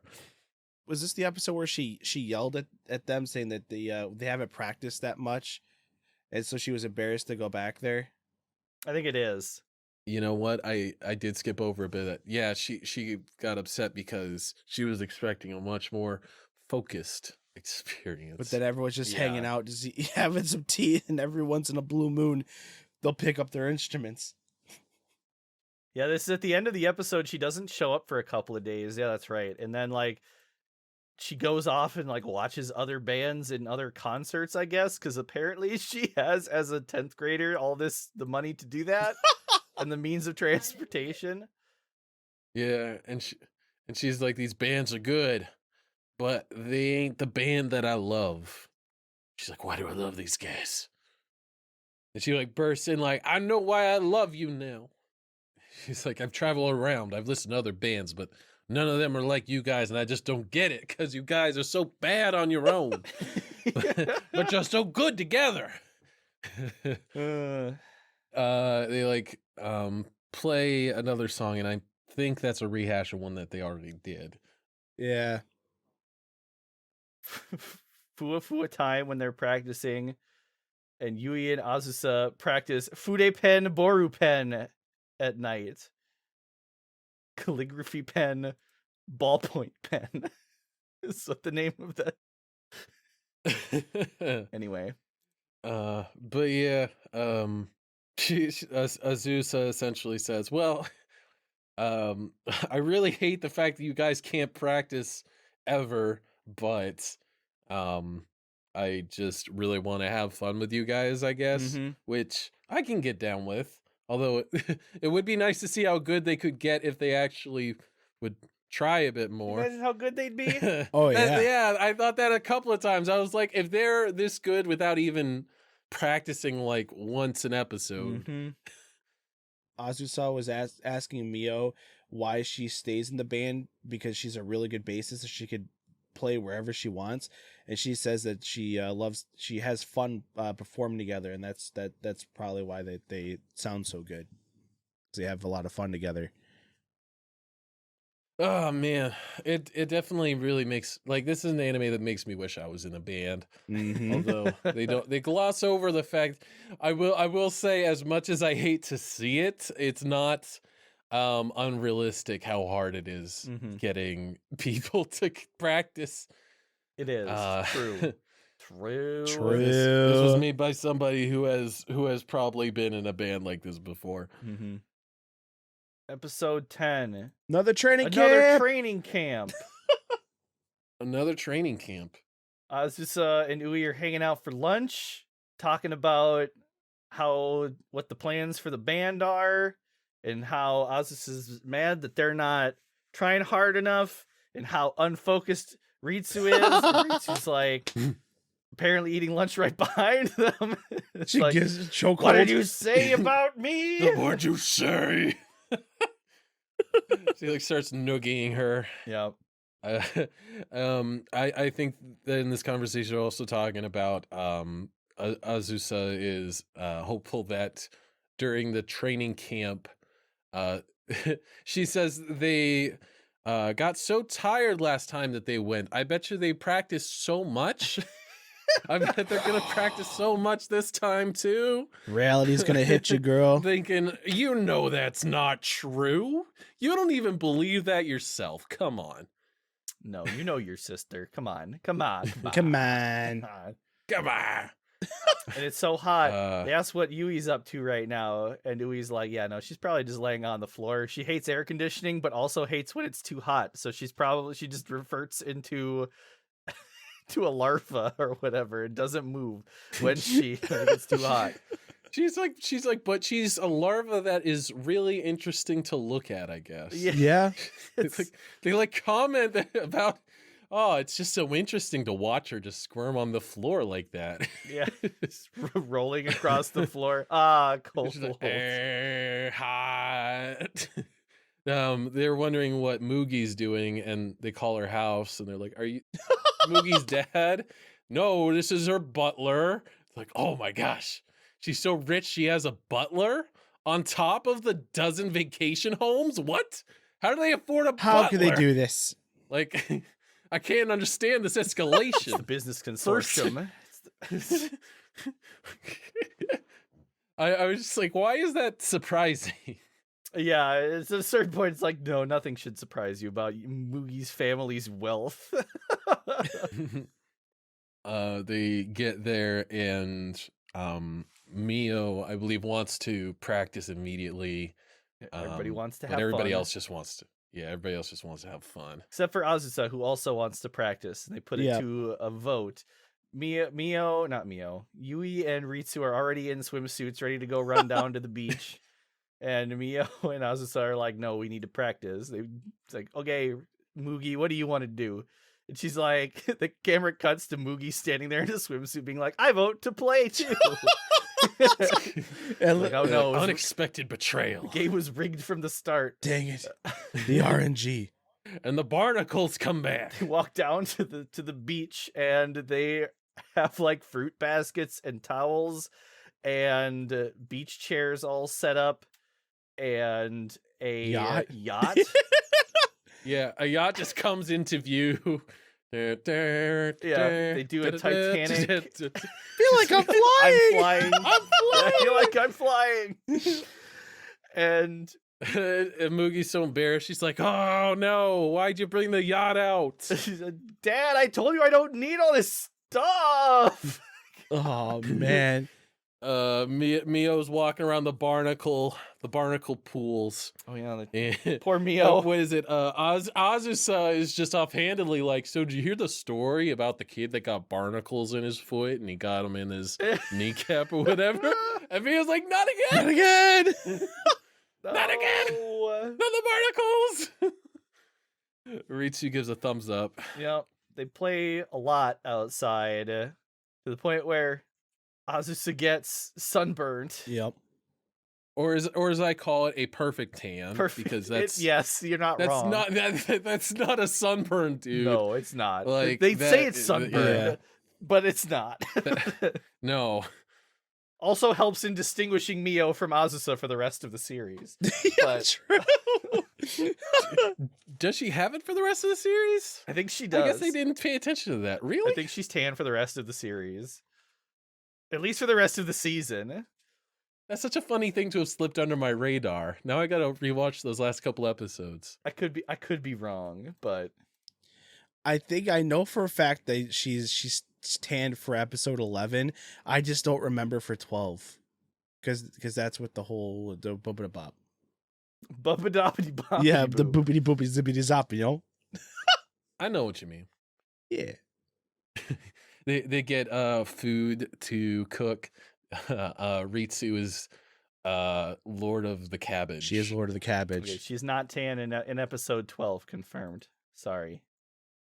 All right. Confirmed. But yeah, Ritsu is holding up the cabbage victoriously and just She I'm loves so the cabbage. I'm so hungry I could eat this whole cabbage raw. "Arrgh!" Uh, Mio and Azusa are making like rice balls or something, and Mio's are way bigger. Adult hands. They're like, Yep. "It's because you got man hands." I'm like, I don't care. You know what? I'll take the man hands. They make bigger rice balls. True. True. I'll take the big rice ball, baby. They play with fireworks some more. They yell Ganbate at their fireworks. Yes. Ganbate! You can do Ganbate it. fireworks son. Ganbate. I love Ganbate. It's probably like my favorite phrase. They say it's so much in this show. They say it's so much in this show. Combined Sparkler Man. Yeah. Yep. They have a bravery contest where they go out into the forest, I guess. Mio and everybody else. And Ritsu's just hiding out in some bushes. But then a spooky figure appears in front of Mio and Azusa, and it turns out it was I got some real Resident Evil 8 vampire mommy vibes when it first appeared as just a silhouette. Mio's color just drains out. She Yep. goes black and white. And then we learned that it was Sawako who was going to surprise them at the beach house, and she got lost on the way there, and she's looking worse for wear. Yeah, she's like, I just left without telling anybody where I was going, and I got lost so nobody knew where I was. Perfect. And I managed to find my way here, Fantastic. and you guys didn't shoot me on sight, even though I look just like a zombie, so that's good. Thanks. Appreciate that, guys. And I'm here now. Ritsu is like up in a tree with like, I don't know what'd she have on that It fishing looked rod? like Or- she was holding something that was gonna make a noise. I don't know. Mhm. Yeah, she's just like they go to take Sawako inside, and Ritsu's still out in the woods, just like, where the heck are those guys? Yeah. My next note is cabbage dreams are best dreams. Maybe someone can help me. I think she was saying something. She was like murmuring about the cabbage in her sleep. Yeah, in her dreams. I do Right, remember okay. she said something like that. There's also a part where they're in the pool, and apparently the only way the teacher can tell the girls apart is by their bust size, which Well, she has to have her glasses on. was there. Yeah, no, and they're so like, because Azusa has that crazy tan. That so, man's like, true. It's It's what is true. they're clearly two different people. Like, I don't know. That excuse doesn't hold water, if you know what I'm saying, because they were in the pool. But moving on from that. in the middle of the night, Yui is practicing, and Azusa hears her and goes out to the garage to practice with her. Yep. And she's struggling over the easiest guitar part that I've heard in the whole series, which drove me nuts. She's like, bear, bear, bear, bear, bear, bear, bear, bear. Ah, shoot! I could like do these. I could do these crazy fast solos, no problem. But just like this basic scale, it's so difficult. But they have like a late night bonding. Yeah, they bonded. Practicing together. Then they go back, and Ui and Azusa are eating lunch again, and basically the upshot of that scene is Ui played up at the start of the episode how precious and caring Yui is, and I was just like, yeah, right, I don't get it. And now Azus is like, yeah, I guess she is pretty caring. I understand now. I do remember Azusa was saying like, I learned so much about all the people in the band, and she's listing off everyone's so much more mature and careful and thoughtful. And Ui's like, and my sister too, and I'm like, be nice. be nice. You're right. She is such a caring individual. Yeah. No, but wouldn't have been so funny if she had nothing nice to say. You got a much better tan than everybody else. She's like, that's because I played more than everybody else did. Because I played harder. Like, what? They were all out on the beach the same amount of time. Around episode 11. Crisis! Ritsu forgot to fill out the stage use application form for the festival again. Oh no! Who could have foreseen this? I think they also like. I think they have an aside where they say, "Didn't this happen last time?" And they're like, "No, that was a different form." Yeah, it was a different form too. It was a different form. They watched the DVD from last year when Mio fell over. So. Azusa is like, oh man, I wish I could have seen you guys perform last year. And Sawako is like, I have that right here. And don't worry, I like, got you, no! fam. That's the one where I fell over. And they watch it on the TV, and what Azusa says, like, cannot unsee. And they haven't picked a band name yet. They need like a band name to be able to use the auditorium, and they still haven't done it. I have some of the band names that they suggested. Let me. Oh my Popcorn god. Honeymoon. Yeah. Pure. Girl Gang, Chocolate Melody, Sweet Smile. Yeah, so good. Dear Jesus. It was like Yui, Hirazawa, and the Bumbling Sisters. Oh yeah, that's right. What are we, chopped liver? Yeah. They're like looking over their instruments, and Azus is like, your guitar looks really rough. What have you been doing for it? And he was like, nothing. Her strings are like it rusty. So and gnarly, dude. rusty strings and a warped neck. Dude, she's like, I've been taking real care of it. I sleep with it. I dress it up. He takes care. I'm gonna wash the guitar. I'm gonna bathe. I'm gonna sleep with the guitar in my bed. I'm gonna properly keep my guitar groomed and fed. I'm gonna make sure that my guitar gets let out regularly and socializes. I will clean up after my guitar. All the nutrients a guitar needs. What's wrong with that? That's what they go into the music store to get it repaired, and Mio is a lefty bassist, and they're having a lefty festival or whatever, a lefty sale. A lefty festival. I love so it. They have lefty basses in there now that she can go look at.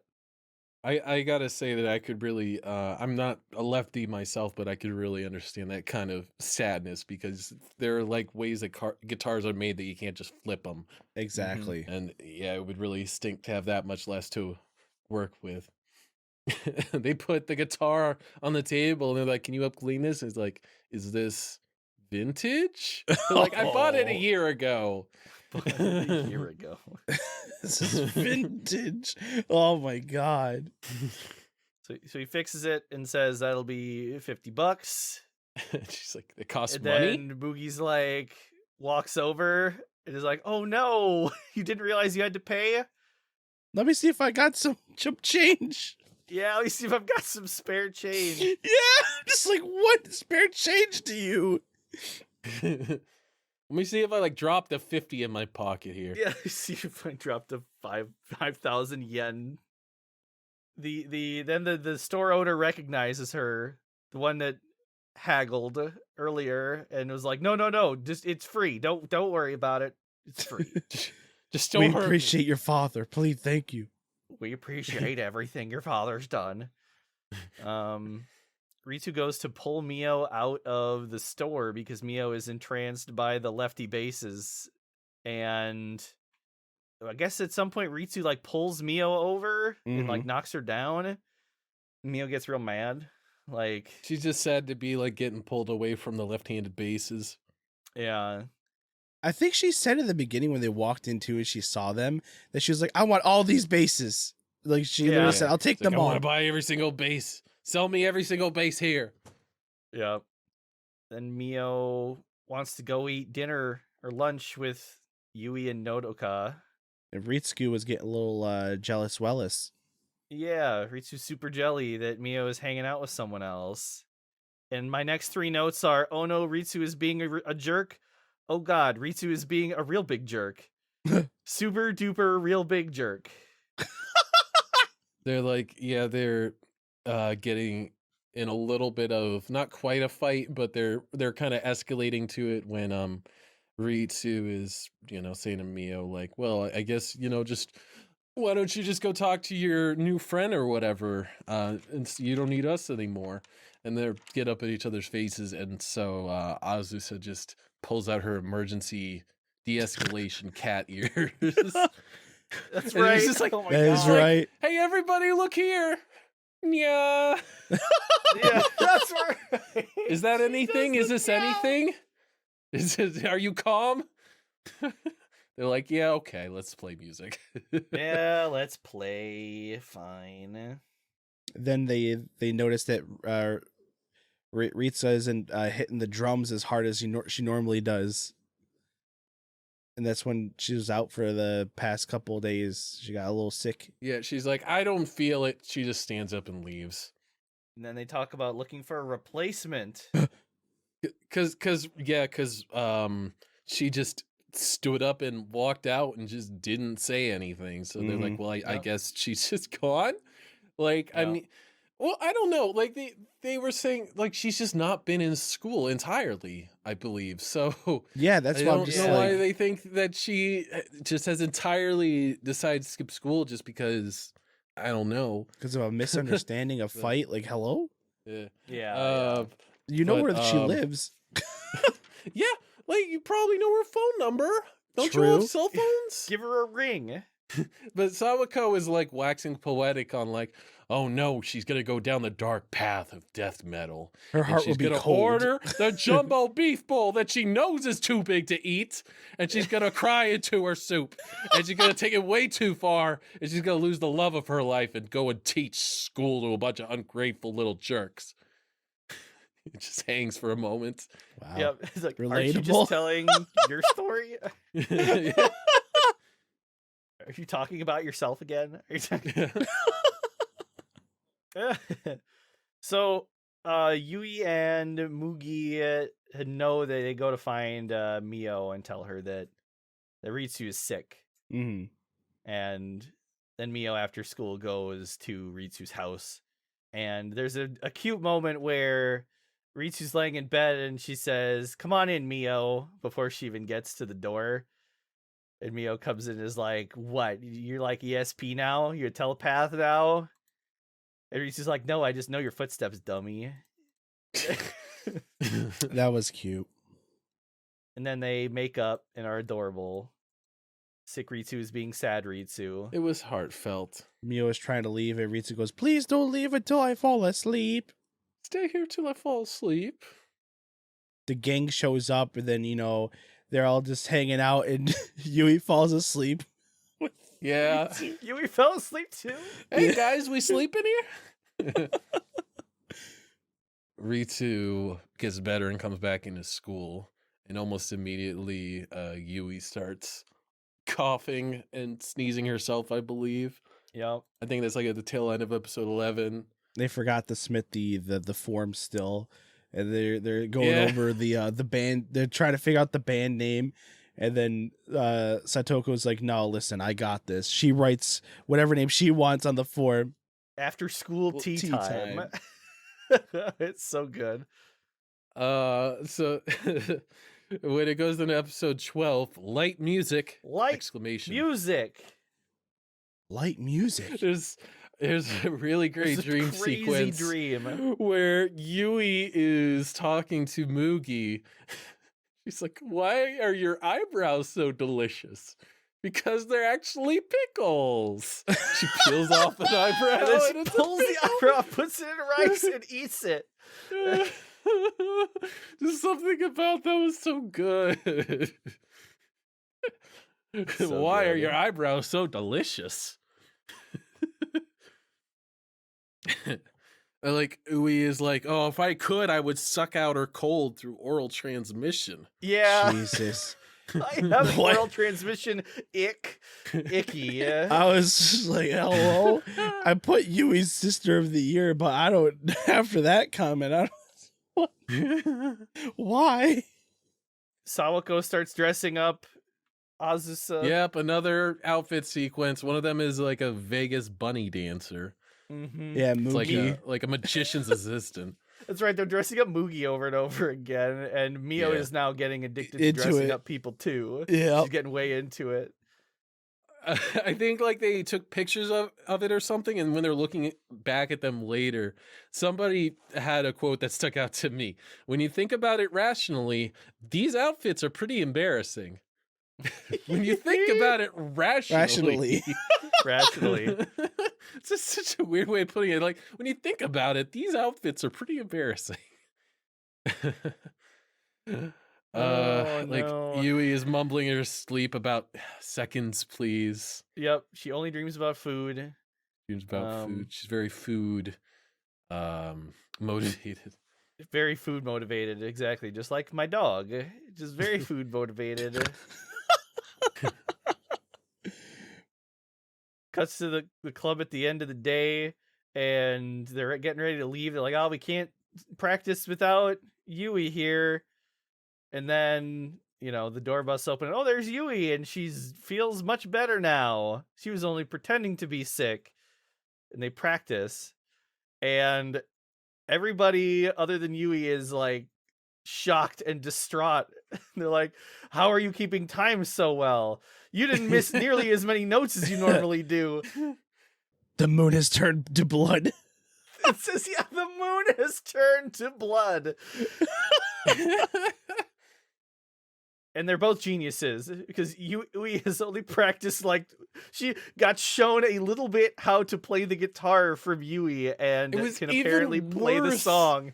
It was even worse than Yui's story because hers was like secondhand. She Yeah. was like, "Yeah, I saw her play guitar once, so I just kind of did that." Like, that's not how it works. Yeah. And someone tells a story about, was it Mio or no Nodoka? Nodoka she's- comes in and tells a story about how Yui, when she gets an idea in her head, she will do it to the fullest no matter what, and there's nothing that can stop her. So it shows Yui as a child filling up a pail with crawfish Yep. repeatedly and running into the house and filling up a bathtub with crawfish. That's it. And that's it. That's the story. That's how... I just don't know how no one noticed her. Like, even when she was coming into the house, her mom was like, "Oh, hey, Yui." It's like, how you ever gonna see what she's doing? Lovey-dovey hoo-hoo. Okay. Lovey dovey. I did think to myself, man, that is a lot of crawfish. Like that is Sure like that is. tub was like half full there. You could have sold those for a tidy profit, I think. Oh, I'm sure. But yeah, everybody just touches a guitar and is amazing Mm-hmm. immediately. Yes, so um Yui's trying to push through the sickness again, and she shows up to school sick again. And they're like, all right, Yui, what you're gonna do is you're gonna sleep so good and so hard, you're gonna put everything you've got into sleeping now. yeah. And Yui's like, that's my job, I'm gonna sleep so good. Yep. So she gets uh, better. and yeah, I guess crisis just averted because the Yep. big show, she gets better before the big show is happening, but She shows up on the day and she's so ready. she's so ready. She's done everything. She forgot her guitar. Yeah. Oh, she what? Oh no. Oh no. Oh, the thing that I play? The instrument? Oh, I needed that? So like, they have a fun montage where like they start they play like their first song. They play what song do they play? They play Fude Pen Boru Pen. Until Yui arrives, which the lyrics are crazy. This is literally the third time we're listening to them play music. Yeah. Here are some of the lyrics to Fude calligraphy pen, ballpoint pen. As I'm writing my first ever greeting card to you, my throbbing passion and overflowing action might just spurt out. I imagine your smile. I grasp my passion. I gotta make you notice me. Just notice me, senpai. Exactly. Notice me, senpai. Anyway, it's all about stationery and greeting cards and office supplies is what the lyrics to the song are all about. When I walk into Staples, I think of you. What? I think that's Mio's lyrical like writing thing. She just looks around her desk. She absolutely is just looking around the room and rhyming Stapler. objects. Yeah. My love is a stapler. Stapler. Azusa is able to take the lead on that first song because she's been practicing in case Yui didn't get better. She's like grabbing her guitar and running through the streets singing all philosophical thoughts about, oh, I remember the time I was running to school and I wasn't in a band. Yeah, Is my this first how I'm day gonna of grow school, up? I did the same thing, running like crazy. Is this how I'm gonna grow up? I was expecting her to pet dogs or something on the way back. Yeah. I was waiting for something to stop her. It never comes back. Fucking dog. I've joined the dog club now. She makes it back to the auditorium as the song finishes, and she climbs up on stage and apologizes for putting the group through so much hard times. And Yeah, there's like this fun kind of part where she's like climbing up the stage and she's like slipping. It's like she a like shiny falls stage. down a couple times. It's like someone like yeah. she's like someone coughing like she's like, wait a second, there's stairs right over there. Like 2 steps to the right. You can see them right in frame. It's like as I see her crawling up, I go, God, the guitar, please, Jesus. I was hoping nothing bad would happen. Oh, jeez. Yeah, she stood up and apologizing for everything, and like I don't even really understand what they're apologizing for. I don't. Yeah, and then they're all just like, it's okay. The stakes have never been so low. When you got a cold, let's play this song, okay? And then they play Fua Fua Time. And then after they're done, they all look at each other and are just smiling or whatever. And then Mugi starts playing the keyboard. Ritsu starts playing the drums. Mio plays the bass. They all kind of one by one come in and do an encore. I'm feeling a groove. Yeah. And then Nodoka comes and says, "Guys, your time is up. Stop. No singing. Stop. No singing. No more." And that's it. That's the end of KO. The end. And that is K-on in Japanese and K-on in English. K-on. So I gotta say, it's been a while since I've watched this one, and I think For one thing for sure is that for one thing for sure, tastes change a bit. I think there was a time when the term is ecchi, right? I think it's called etchy. Etchy, okay. The etchy moments in this were a little off for me just because it was like, I don't know. It felt weird. It is an oddly uniquely Japanese kind of thing Yeah. for adults to kind of have a relationship with high schoolers that just really feels very weird from an American perspective. And to be honest, like these are clearly children. I mean, they act like children. They're not, they're not 1,000-year-old adults in 12-year-old bodies.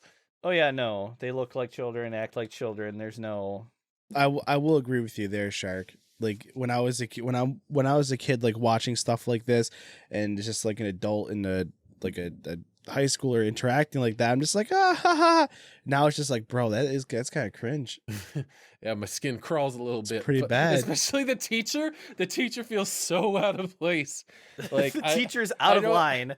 I don't know if that felt. I don't know. Maybe that was a bit different when this came out, but like watching it now, I'm just like, no. Like I will someone say put this though, teacher on a list. my anime tastes have definitely, I feel like, changed since growing up. When I was a kid, I would have never watched K-On!, to be honest with you, or any other type of slice of life. I would be all into, just the fighting animes. But I will say I'm happy that as now that I'm an adult, that my anime branches have spread. Yeah. I do not strongly dislike this anime, but it was hard to hold my attention with the fact that there wasn't ever a very strong conflict. There wasn't ever a problem that I didn't feel was either an overreaction or a misunderstanding or just like something real basic, The stakes don't have to be monumental, but it never felt like there was any real danger of anything. Like you said, the stakes have never been lower. Yeah. It's just the way it is. Like there were maybe 2 or 3 conflicts throughout the entire thing, and it was Azusa versus rest of club in that episode, and then Ritsu versus Mio in when they kind of had their little falling out.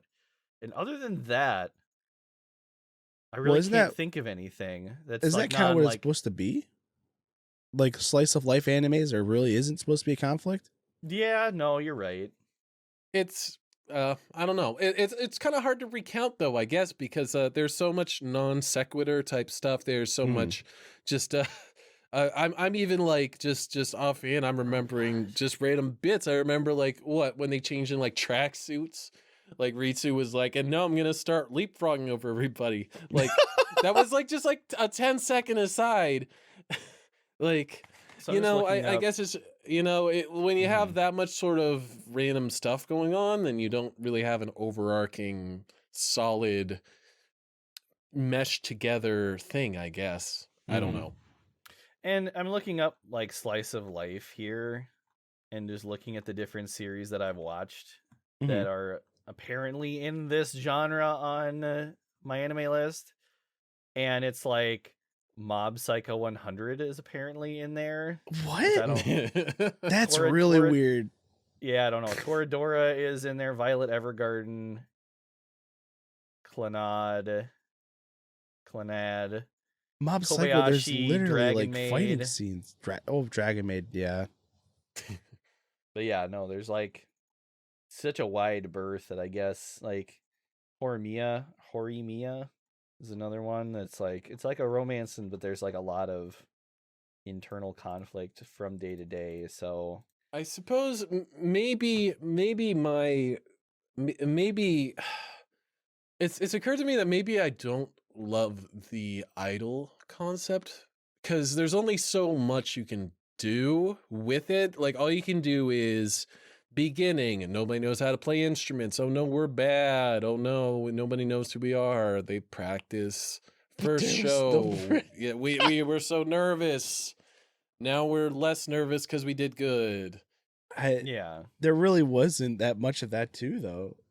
there's only so much you can do with the concept. Is all you can do is they start a band, they don't know how to play, they learn to play, they play shows, they get famous. That's There's a whole second season. Indeed there is. Oh my god! And the second season has so many episodes. What the hell? Really? How many episodes? 27. What? Dang. Sounds like a double thing or something. Is there like a few months in between some of those? There is a what is this? Okay, let me see. Sorry. What?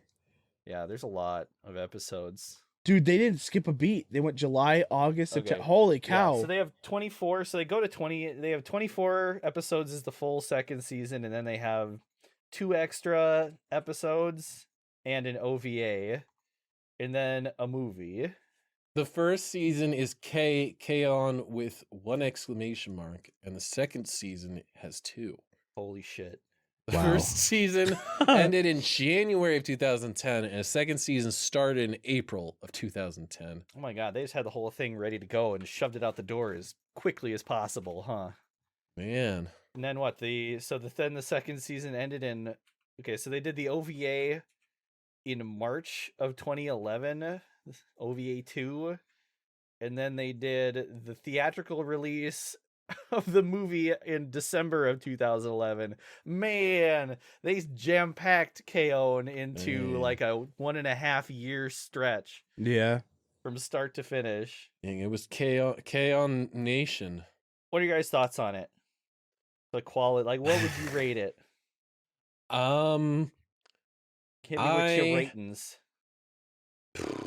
I feel like I would put this in the neighborhood of maybe 6.5, which I don't hate it. I don't love it though. I don't feel like that. I think my tastes, especially for something like this, are that if socializing is sort of the object of the animation, the anime, if interaction between people, like slice of life is meant to be, is the driving force of conflict and interesting things happening.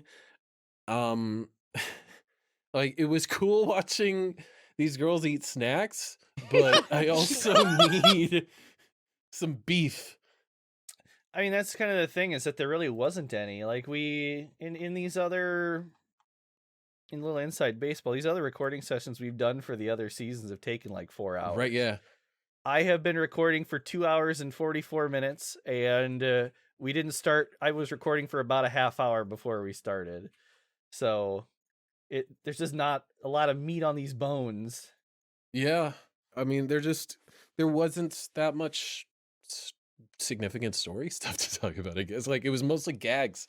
Yeah, which is fine. Like, it's That's why it was hard to do the notes. Like, there really wasn't. Yeah. I didn't know yeah. what was important to put in the notes. I Yeah, mean, it was legitimate. Yes. it was hard. Which was why at some point I was just like, just react to anything that you have a physical or just anything you laugh at or giggle. Yeah, Put that that's down, but- basically it. I have so many LOL, so adorable, and whoo, like, okay, that's a line in my notes, I guess, but it doesn't mean anything. It's just a reaction. But yeah, like I my gotta, notes, like- even with all of those that are just a single line that says "she's crazy" or "oh God," it was a third the length of the other ones. There's just not a lot there. Not a lot of meat. Which is, I mean, it's still enjoyable. It's not too much of a thinker, but They can't all be thinkers. They can't all be Yeah. criers. As much as I'd like them to They be. can't all make me hate life. Oh, what about you guys? We need at least something out of 10. I watched K-On! The first time with a bunch of friends during when I had to stay home from GameStop for COVID, and we watched through all of season 1 and halfway through season 2. I enjoyed it. I mean, but like when it came down to like a podcast type of setting and taking the notes and stuff, it's just, that's when it got like, I don't want to say it was just like, man, I feel like exactly how you're saying, there wasn't enough meat. There wasn't like enough stuff you feel like you could talk about. Like there was no specific conflicts. There wasn't like, there just really wasn't anything going on.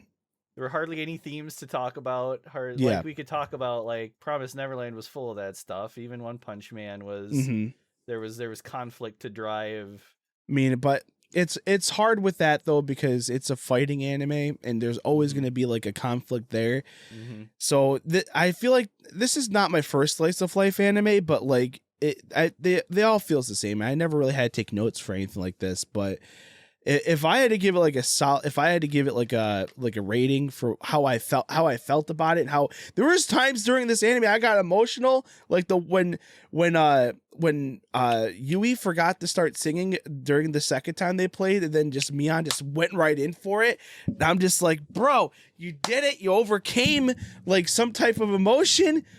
There were absolutely some very satisfying moments. Yeah. I think that's the thing is realizing that there are singular, very powerful individual moments in this anime. Overall, it's popcorn. It's junk food. Really is. But I would maybe, put it on with like a group of friends just to have in the background because you don't really lose your place. You're like, what's going on now? Okay, they're eating cake again. Yep. I think I uh, give it a 7 for the reasons we've discussed.